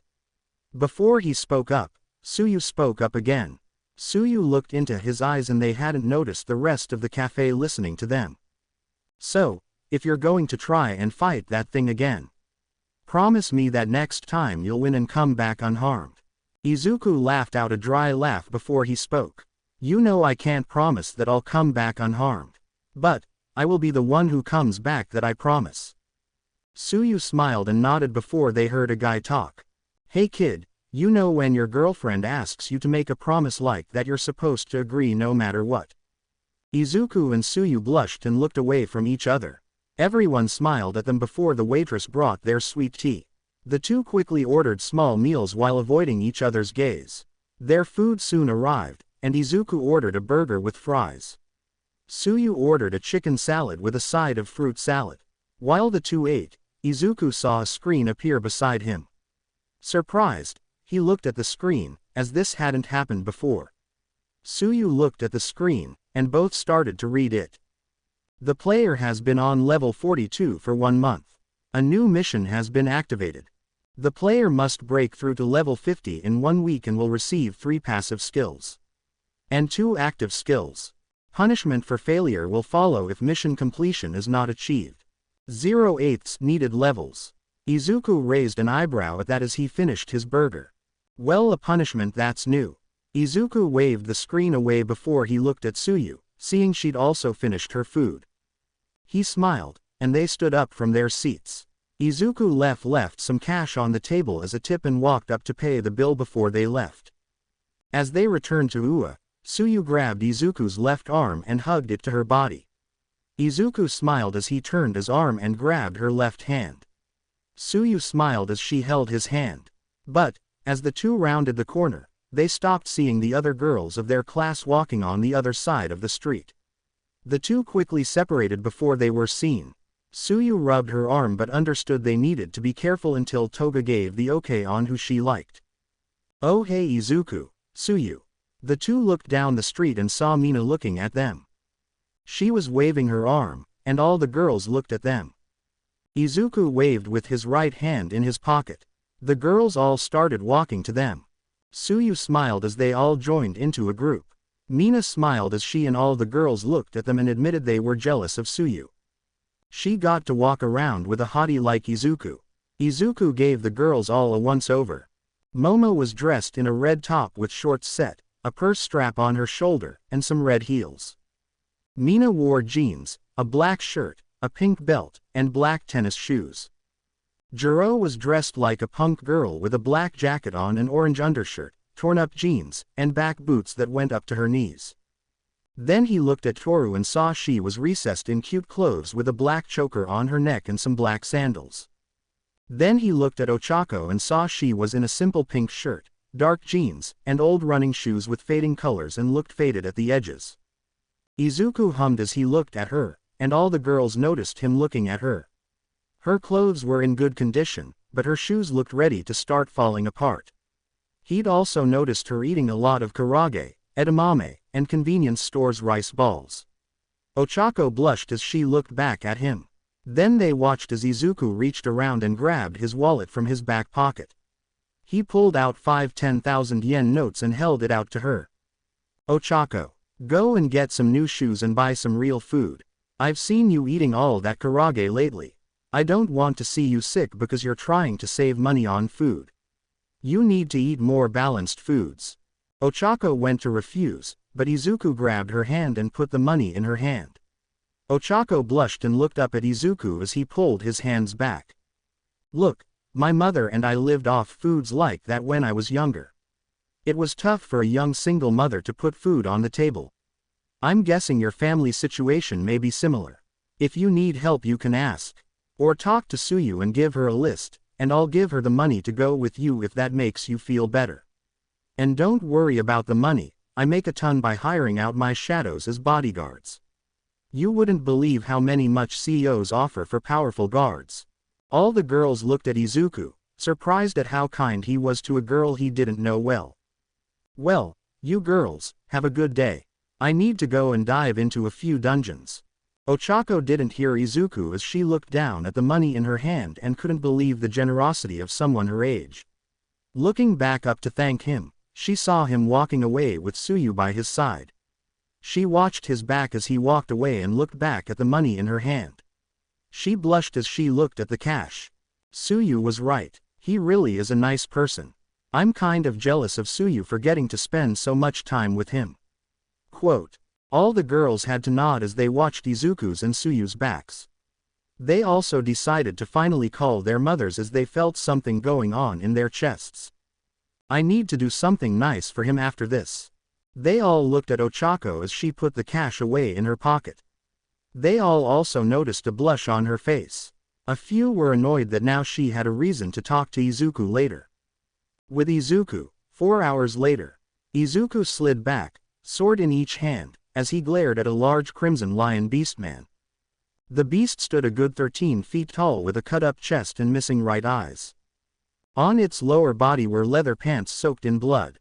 In its right hand was a large, two-handed, two-sided battle axe, a broken shield in its left hand. Izuku spit out some blood and stood up. He smiled as he looked at the third dungeon boss of the day, who would help him level up to level 45. Izuku spun his nightmare sword in his hand and then rushed the damn lion. He'd been fighting these damn monsters for over an hour. All Izuku needed was 1 or 2 good hits. When they were close to each other, Izuku used his dash skill to get behind the beastman and threw himself back into the beastman's back. Izuku stabbed both his swords into the beastman's back and out of its stomach. The beast let out a dying roar as Izuku ripped his swords out of the beast, and it fell to the ground. Finally, Izuku dropped and sat down on his butt as his level up healed his body. Izuku looked down at his clothes and saw his pants were torn up, showing the skin underneath with a new scar on his left thigh. His shirt was blood-soaked with a long cut going down from his right shoulder to his mid-chest. Thankfully, it hadn't left a scar, but he had no more clothes in his inventory. Izuku stood up, looked at the lion, and smiled to see the available screen he was waiting for. B-rank Crimson Lion Tyrant can be awakened. Izuku smiled as he stood back up and approached the dead boss. His soon-to-be third new shadow of the day. You lost to me, now serve the man before you. Arise. The Crimson Lion Tyrant's body shook violently for a few seconds before a burst of purple and black flames came from it. Izuku smiled as the flames faded away before a shadow rose from the body. Axe and a restored shield still in hand. Izuku smiled as he saw the name window appear in front of him. From now on your name is Simplify Crimson. The lion beastman roared before he bowed down to Izuku. My king. Izuku smiled before he heard the other cries of the dead beastman around him. Izuku ignored the D-class monsters and looked at the C-rank lioness bowmaster and the C-rank lion spearman. Izuku smiled as he walked over to them. Arise. 2 large shadows came out of the 2 before their shadows took shape. The lioness rose with her leather armor restored and her body restored. The other light rose with his light plate armor restored and spear repaired.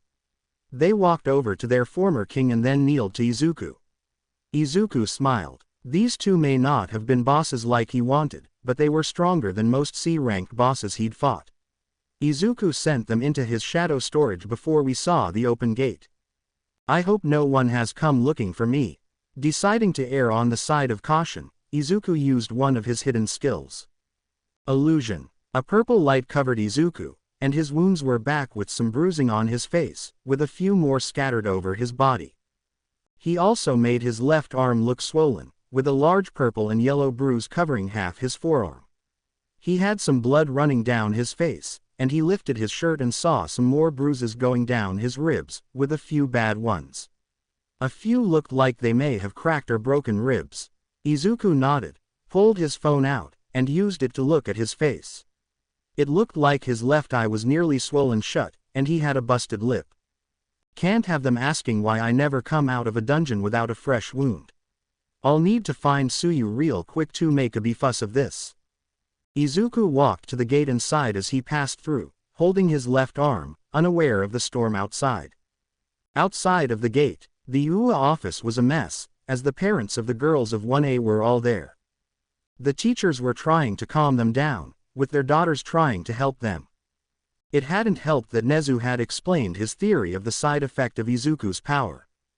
The girls of Class 1A blushed, understanding why Izuku made them feel that way now. While they didn't blame Izuku for his power, the parents didn't want him near their daughters until Hound Dog reminded everyone that the boy had helped to protect everyone in the USJ incident. And how he'd never really been seen around any of the girls besides Suyu in public or private. Then there was the fact that if he wanted to do something, he had the means and ability to do so but hadn't. Once again, the parents had to admit he had a point. Recovery girl. Everyone stopped at the screaming and looked to the door as Suyu came rushing in, and they all saw blood on her dress. The frog girl looked around and saw the short, older woman. She rushed over, grabbed her, started pulling her to the door. Izuku got hurt badly in a dungeon and needs help. Hearing the panic, Hound Dog and Eraserhead both jumped up, and Hound Dog grabbed the two and took off running. The others in the office quickly followed. The parents and girls rushed behind them to see what had happened. They got to the dorms and rushed in, and Hound Dog and Eraserhead froze when they saw the beaten and bloody body of the boy they wanted to help. Around him were the boys of their class, a few trying to help as best they could, but more than a few looked panicked. Suyu broke free and rushed back over to Izuku, and she grabbed his face and lifted his head. He was out cold, and Recovery Girl got Hound Dog to put her down next to Izuku. And she started to give orders as she started looking over the boy. "Someone clear the couch, and you boys help lay him down." Midnight, Eraserhead ran to my nurse's office to get painkillers, antibiotics, bandages of hell, bring the whole dang office. Doing as they were told, Midnight and Eraserhead quickly ran off while the girls and parents looked at Izuku.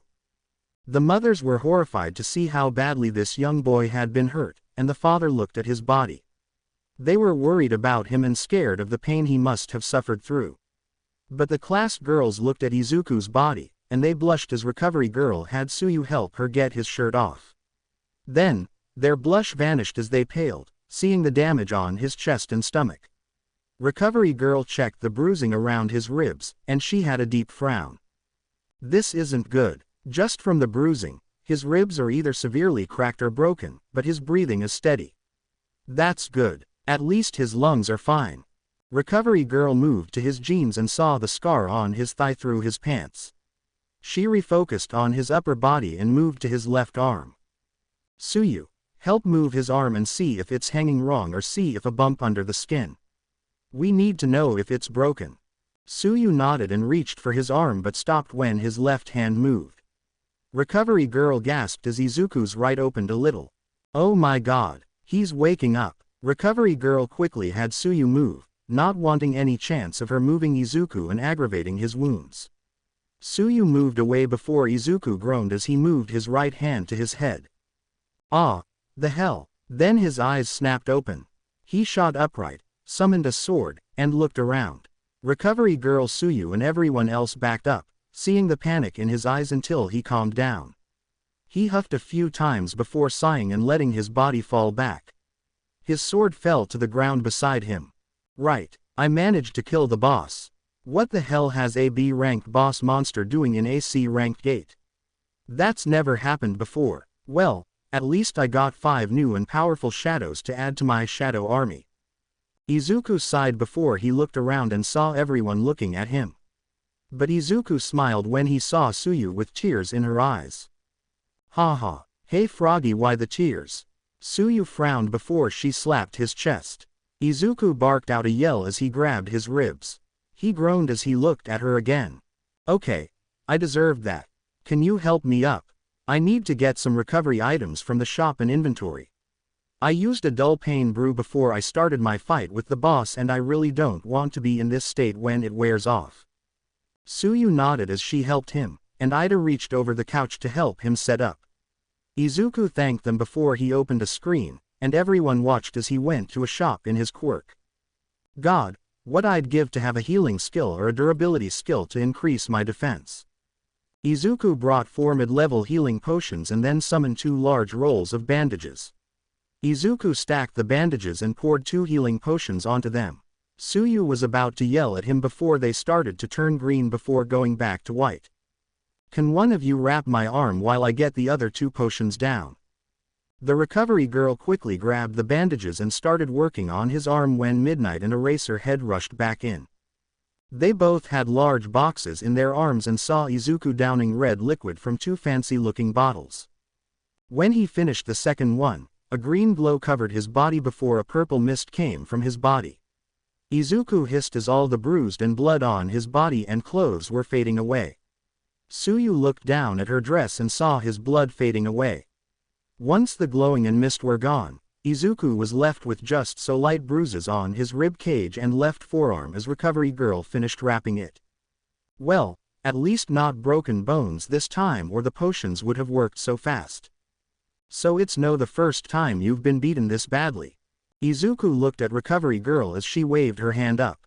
Izuku lifted his arms, and she started to use the other bandage roll, having Tsuyu help her wrap his chest. Nope. I got the hell beaten out of me by my first elite shadow, Igris. It was worse than this when I fought him. I got lucky and leveled up before I left the dungeon. I wish I got a level up this time too. Instant full recovery. Igris was much stronger than the boss who did this to me. The only reason I got this beat up was because this one had a regeneration skill.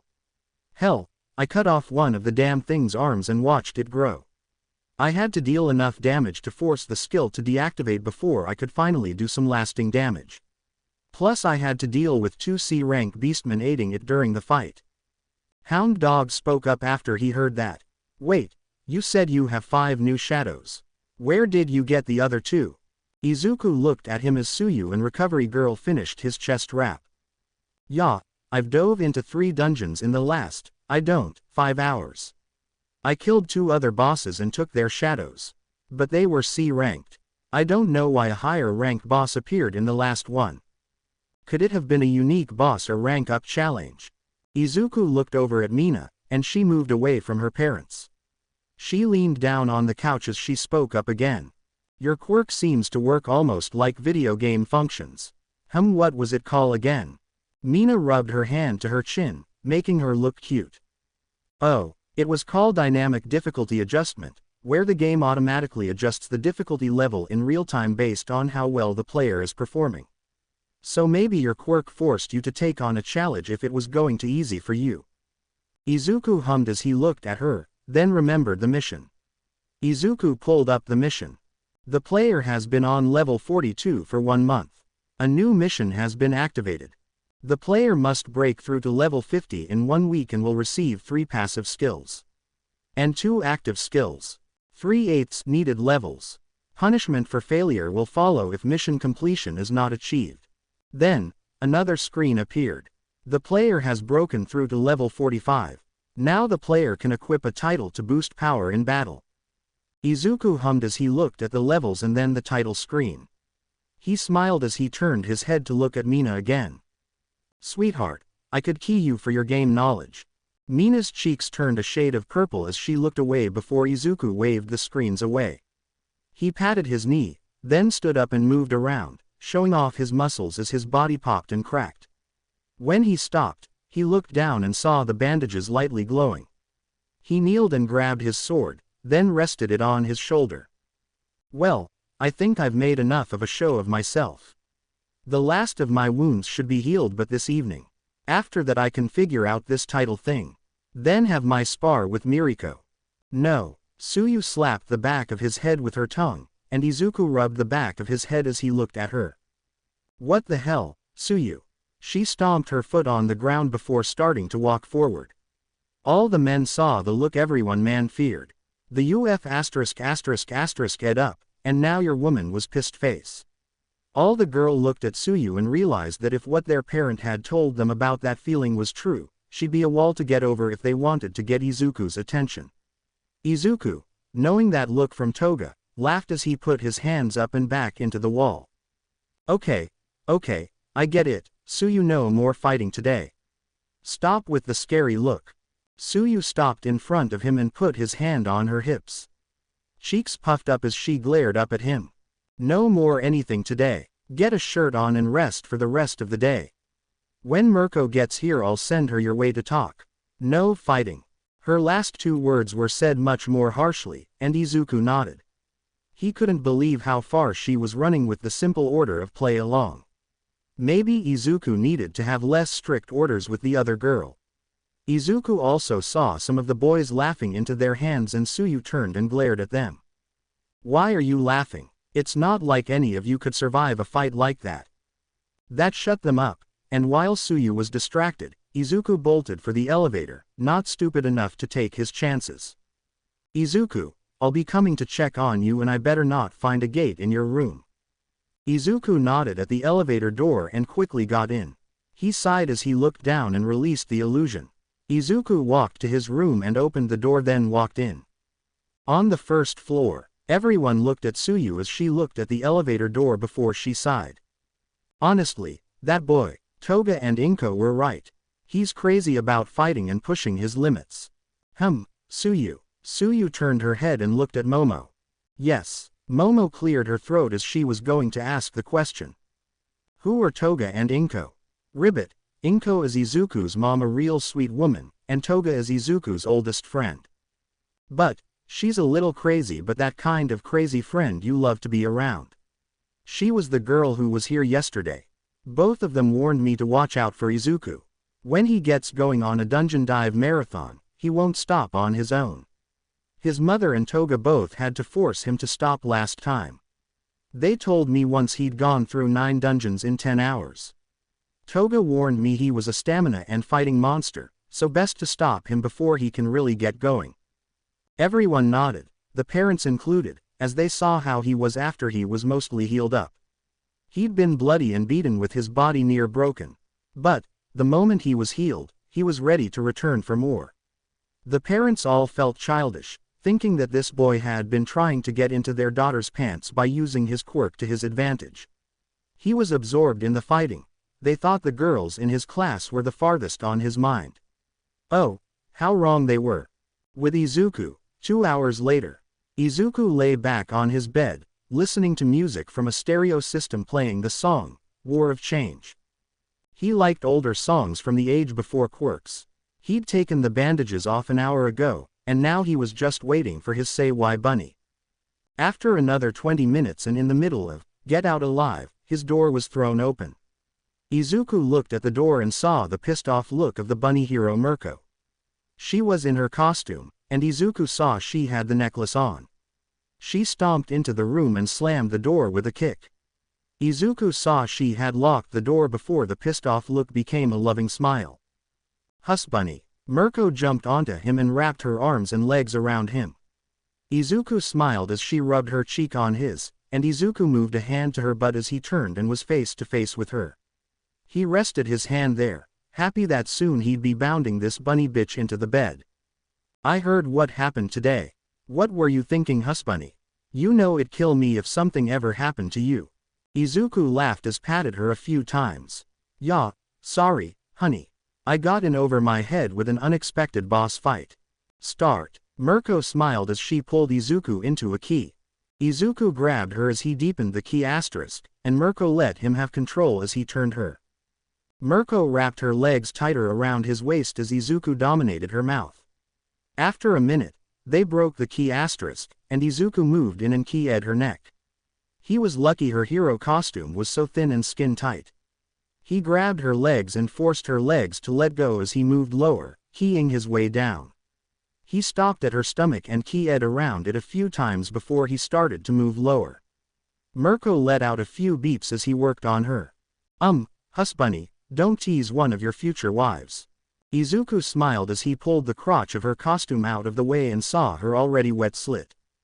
But something was different from Toga or Tsuyu. Mirko's outer lips were red and a little swollen. Izuku choked it up, having a different type of animal quirk. Izuku moved in and gave her a slow lick while looking up at her. She gasped, and her legs jerked.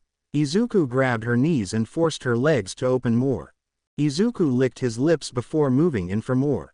Unlike Tsuyu, Mirko had a strong, sweet, musky scent that Izuku liked.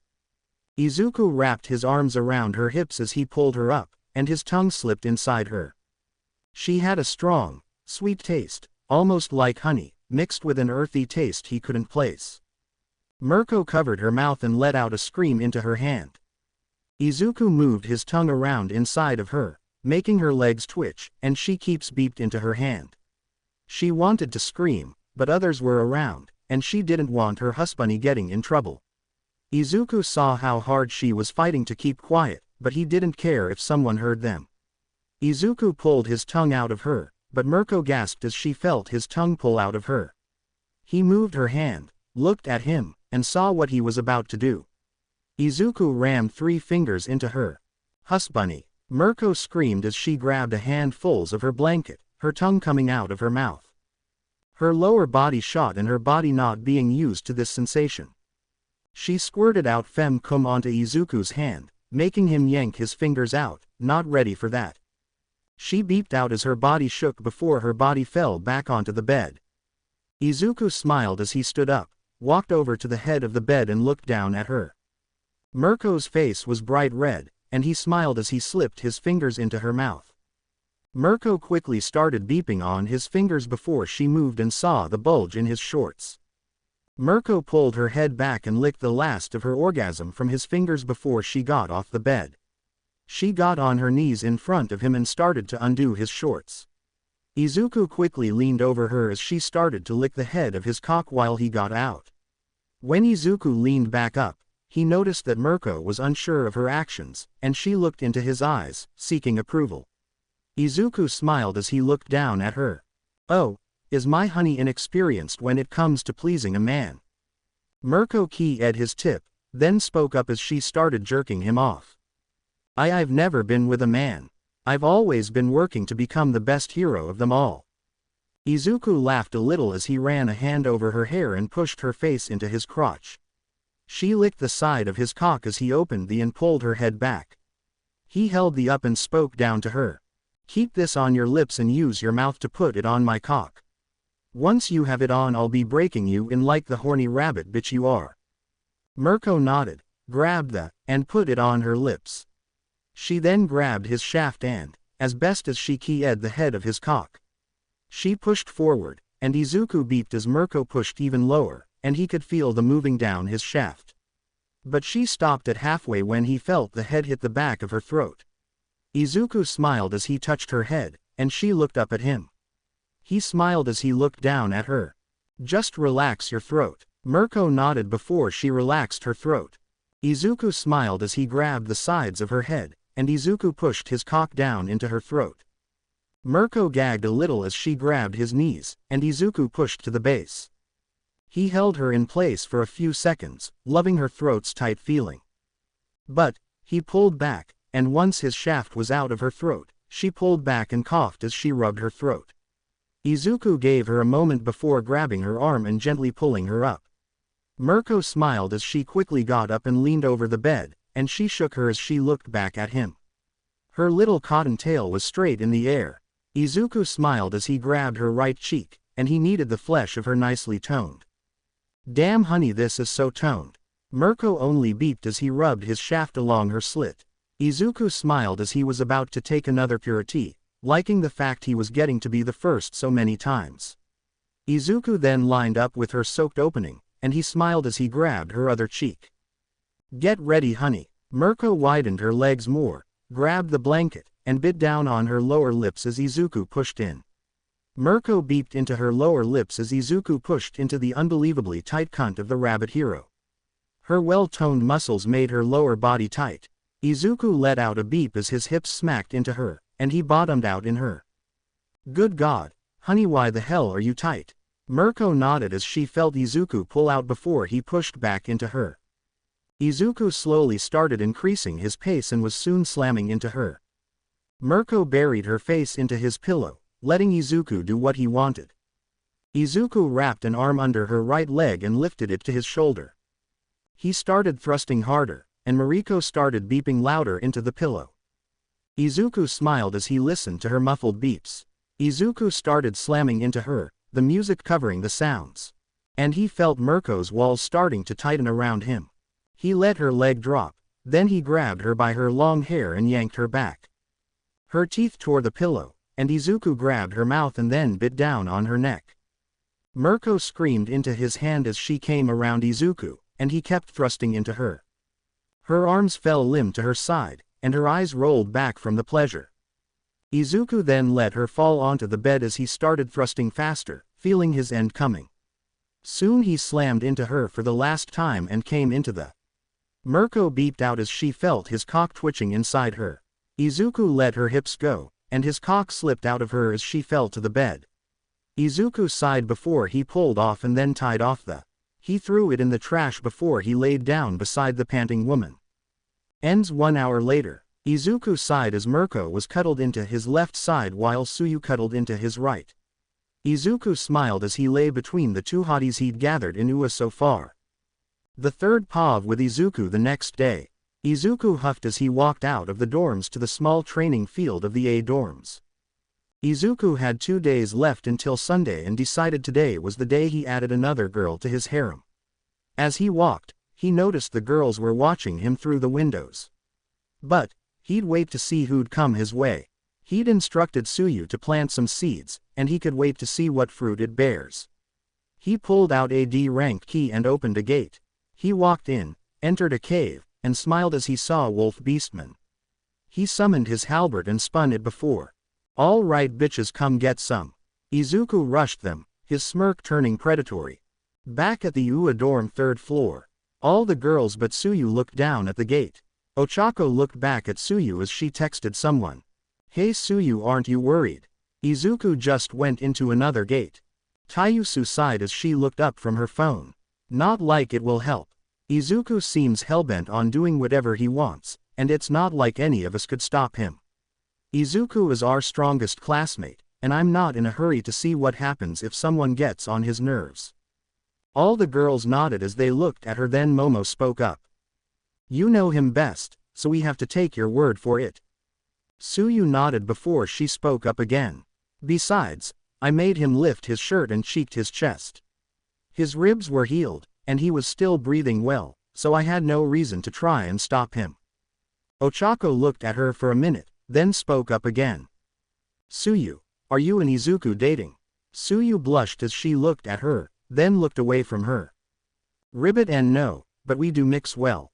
Plus, Izuku is used to a lot of female contact because of his mother and Toga." Mina narrowed her eyes before she noticed her phone's home screen. She grabbed it and saw a picture of Suyu sitting in Izuku's lap with 2 little kids beside them. She frowned, looked at her, and then turned to the other girls. "You're not dating my butt. Look at this." Suyu tried to get her phone back as all the girls looked at the picture. They all frowned as they looked at the blushing Suyu, who looked away from them, her hands playing with the edge of her shirt. "We're not dating, but you know what that power of his does to your body. Plus, with my animal quirk it makes it near impossible not to want to be near him." All the girls waited before Mina gasped when she noticed her rubbing her thighs together. Have you two had say?" All the girls looked at her with flushed faces as Suyu panicked. Suyu nodded head and waved her arm, her face red. We haven't gone that far. Ribbit, but I did jump on him and we did make out. He did push me away at first, though. I know it took me starting the key before he finally gave into what I wanted." Mina frowned as she looked at the blushing Suyu. "Well, spill it. What's that body like?" "We all got to see his body, but all beaten and bruised." "But you got to fill him up at least. You were sitting on his lap and I'm sure you felt everything." Suyu's blush grew more as she looked at her, then looked away. "His chest and abs are like a solid slab of rock, no fat. His body is full of power and we've seen what he can do when he has to." Suyu got even redder as she cupped her right cheek. "But his touch is so gentle. He held me like a fragile glass and he didn't take the chance to feel around. I was surprised at how restrained he was. I kind of figured that once we got started he'd be trying to feel me up. But, no, his hands stayed where they started, one on my back and the other on the back of my head." All the girls blushed as they looked at her. Mina frowned as she looked at her. "What about his sword?" Suyu blushed near neon as she rubbed her forearm and then moved her hands, showing a guess of 8 to 9 inches. All the girls' blushes turned neon, and Mina's face turned purple as she looked at it. "I didn't pay it any attention since I was in a haze from his power flare-up. Being an animal mutation, my quirk made my body run off my animalistic instincts. So, my mind wasn't in the right place to focus on the finer details." Mina nodded, then tossed Suyu her phone back before standing up. Mina turned back and looked down at Suyu. "You got a shot at him, and now I want my turn." All the girls watched as she left the room to get ready. From what she knew now, revealing clothes or being touchy wouldn't get this beast's attention. He was too used to female attention and bodies. It would be one thing if it were just his mother, but she saw how close he was with Toga. He was used to having a woman's body touching his. She'd either have to jump on him like Suyu, or she'd have to get his attention with her fighting skills. Mina stopped at her door and smiled. That was it. Izuku was a combat junkie, and sparring was a perfect way to get his attention and then jump on him. She smiled as she walked into her room and went for her hero costume. With Izuku, Izuku smiled as he turned in the air and split the skull of the large werewolf in two. He scoffed as he pulled his halberd free and let the C-ranked boss fall. Izuku sighed and guessed Mina was right. Bosses seemed to have gone up by one rank, and he smiled to see he leveled up again, glad to take out all the monsters, and the boss gave him a level. He also got the title of Beastman Slayer. It gave him a 25% boost to attack and defense when fighting beast-type monsters. He sighed as he quickly went over his loot. Let's see. 24 Beastman furs, 100 Beastman fangs, Beastman double-bladed battle axe. Oh, an elite Beastman fur-trimmed leather armor chest plate. It looked like it had a hair on the shoulder in the form of wolf heads. Izuku quickly sold everything but the armor before he opened the gate. He sighed and rested his halberd on his shoulder before walking out. He needed 4 more levels, and his mind wandered as he stepped into the grass. He hummed as he looked at the dorms and tapped his halberd on his shoulder several times. I guess I should get some food before going into another dungeon. Izuku walked back around to the doors as he sent his weapon away. He put his hands into his pockets as he walked around the building, but he stopped when he saw Mina in her hero costume at the door. He raised an eyebrow as he looked at her. Well, did something happen while I was the dungeon? Mina smiled as she looked up at him. No, I just thought that maybe we could have a spar. I've never fought and I was thinking you could help with that. Izuku smiled, guessing this was her way of trying to get close to him. He would see what she would do if he decided to play along a little. Oh, you want to spar with me? You know as well as I do you're asking for a whooping, or is that what you want? He laughed, seeing her face turning purple. Izuku smiled as he walked over, leaned against the wall beside Mina, and crossed his arms. Izuku smiled down at the blushing girl. I mean, a little cutie like you don't seem to be the type, but who am I to judge? Mina looked away, rubbing her arms as she looked away from Izuku. He laughed as he stood back up and stretched before he spoke again. I need so lunch before I dive back into the dungeons, but we can have a quick spar if you'd like. Mina nodded, her blush still burning on her face. Mina nodded before pointing back to where he'd just come from. All right, let's have a quick spar then we'll get lunch. Izuku laughed as he sent his halberd away and cracked his knuckles as they walked. He had noticed all their classmates watching from the ground floor and a hound dog and an eraser coming their way. Izuku quickly pulled a set of wraps for his fist and forearms and started to wrap them as they walked out onto the field. Mina looked at Izuku as she started to stretch. Izuku quickly wrapped his right forearm before speaking up. Okay, so simple rule. No low blows, no eye shots. It's over when one of us gives up or one of us forces the other to submit. Mina nodded as they noticed the teachers and their classmates watching through the windows. Izuku finished his left wrap as he reached for his shirt. Just give me a minute to get my weights off. Mina and all the girls blushed as he pulled his shirt off. They saw he had a vest with 50 kilos on the chest. Everyone was shocked as he unstrapped the vest and threw it aside, making a small crush sound as it hit the ground. Izuku got his shirt back on before moving to his pants legs. He pulled them up, showing leg weight both with 25 kilos on them. He threw them away before he fixed his pants. All of them did the math quickly and realized Izuku had been moving around with more than 200 pounds like it was nothing. Hold on, Izuku hummed as he looked at her. Yes. Mina spoke up as she looked at him. How were you moving so freely with that kind of weight? Izuku smiled as he looked at her before he bounced a few times. Oh, that, I've been doing weight training for the last 2 years. Started with these weights about 7 months ago. I'm wearing them almost every day in class and take them off when we have training or I'm going to do something. Izuku flexed an arm as he looked at Mina. You don't get a body like mine if you don't put the work in to build it. Plus, you saw me. I need to make sure I'm strong enough to fight to the bitter end. But, for now let's get this spar started. Mina nodded, on guard now. She knew he was a good guy but also knew she was now entering his territory. Mina was still new to fighting, but Izuku could be a master at this point, given that his quirk forced him to fight to become stronger. They got into their fighting stances. Mina had widened her stand and had her arms crossed over her chest. Izuku was in a CQC stance, his left leg pulled back and his right knee bent. He'd pulled his left arm back near his waist, his fist balled with his right arm raised, arm bent back beside his head. In the A dorm sitting room, the teachers watched both. Seeing Izuku stand was a self-made stance. Izuku got a solid with no obvious openings. Eraser speaking to Hound Dog caught all the students' attention.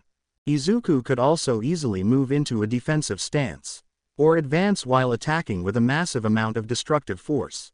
He could throw a wide range of attacks: kicks, punches, knee strikes, shine strikes, elbow strikes, and grabs or throws.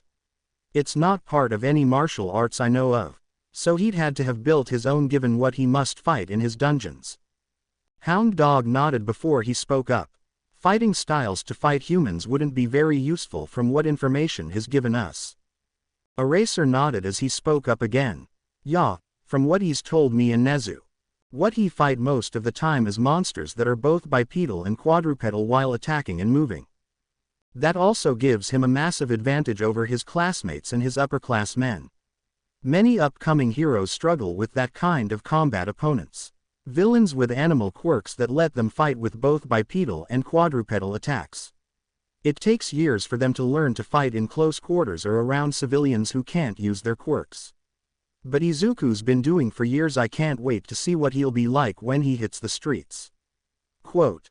Hound Dog nodded before speaking up again.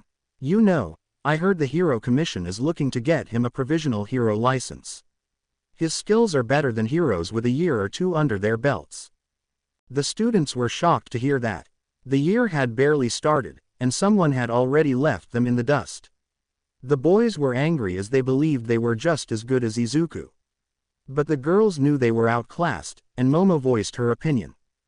It makes sense. Izuku-kun's quirk is heavily combat-oriented but with a recovery ability, making him a perfect frontline combat hero. Quote. Everyone looked at her as she watched Mina rushing Izuku. With Izuku and Mina threw a barrage of punches mixed with the odd kick and his acid coating her skin.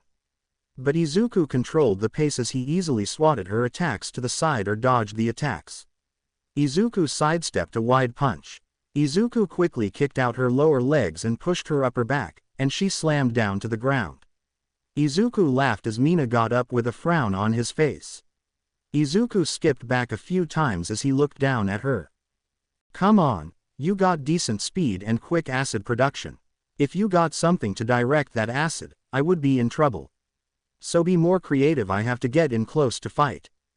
Mina nodded as she looked at Izuku, and he smiled as she started throwing acid at him. Izuku dodged, and as he moved around it was like he was moving with the air. Mina was shocked by how quickly he was on his feet without the weights.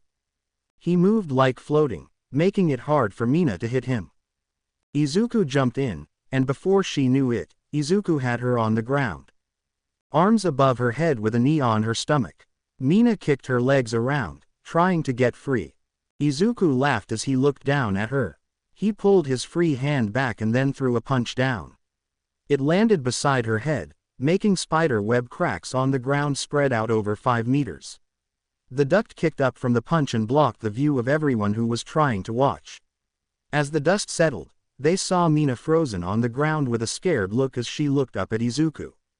Izuku pulled his fist back as he got off Mina. He smiled down at her as he held a hand out to her. Sorry about that, but it's a force of habit to deal a finishing blow. Mina laughed as she took his hand, and Izuku pulled her to her feet. When Izuku went to pull his hand back, Mina held it a few seconds longer. But when Izuku pulled his hand, Mina blushed and quickly pulled her hands back.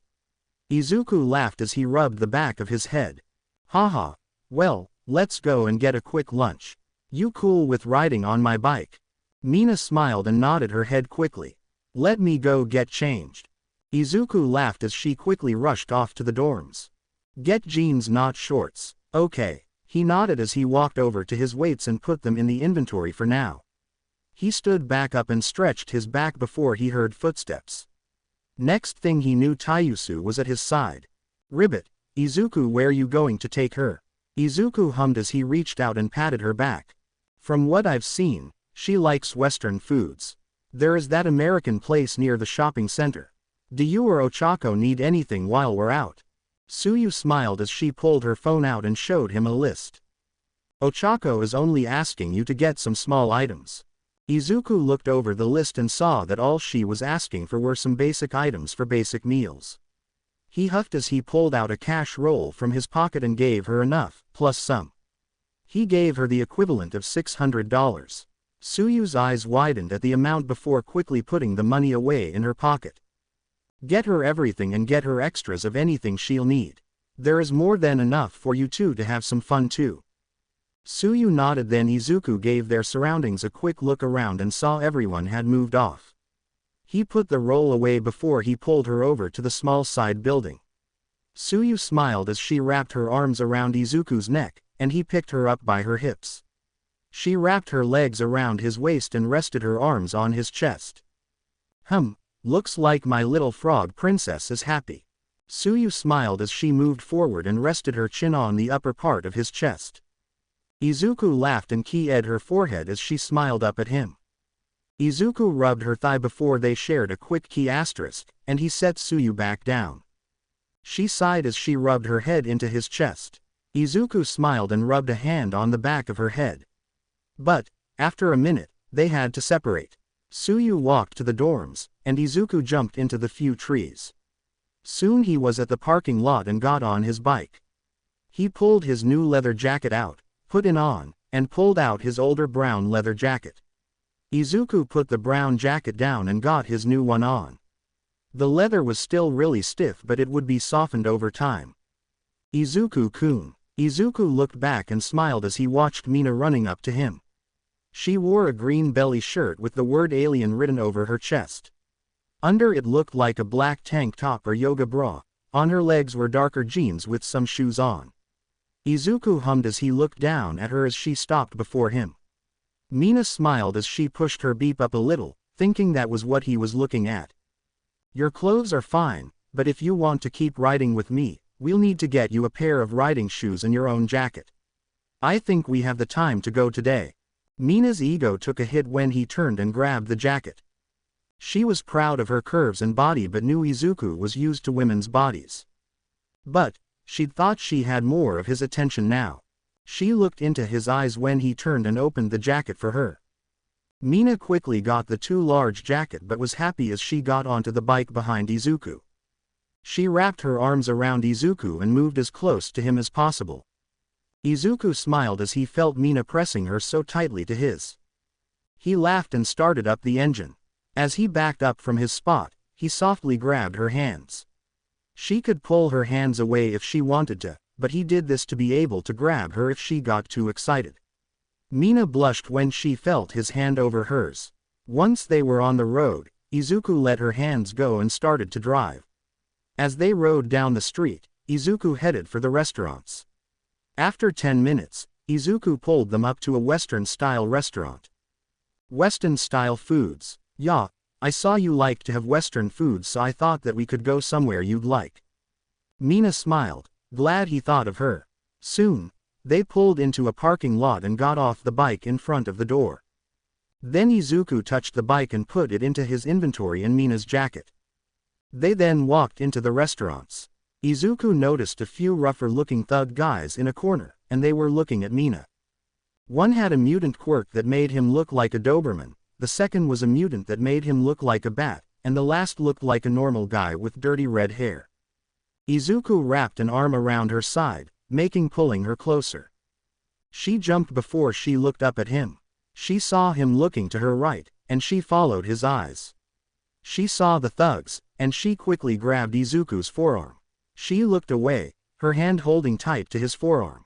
She was confident when dealing with someone around her age, but older people who looked like they could fight made her nervous. But she then relaxed as Izuku rubbed her side. He'd have her back, and that was comforting to know.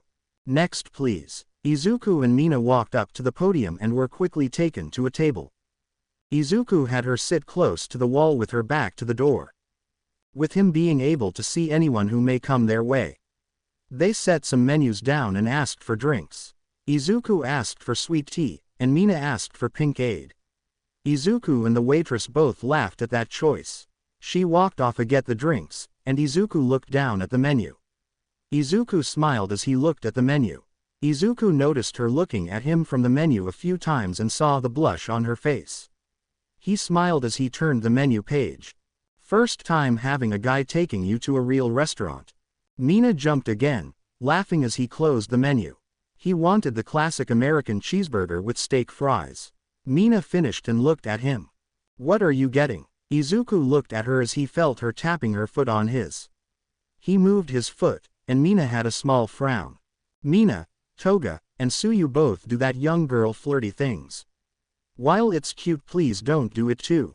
If you want to flirt or try to get my attention, then come and talk to me. But picking a fight is a new one. Mina blushed as she looked down at the table as the waitress returned with the drinks. She set them and took their orders. To Izuku's surprise, they wanted the same thing. Mina was also surprised as she looked back at him. But then she smiled as the waitress walked away. So, Izuku, why did you invite me out to lunch? Izuku took a drink from his tea as he looked at her. He sipped his cup down and smiled as he looked at her. Well, Tsuyu is the only person I really talked to from Class Plus. I've seen you and Momo watching me. I also know you two saw me, Toga, Tsuyu and me, when I bought them their leather jackets. You know you two could have come and talked to me anytime you wanted. Mina blushed as she hadn't realized they had been caught so often.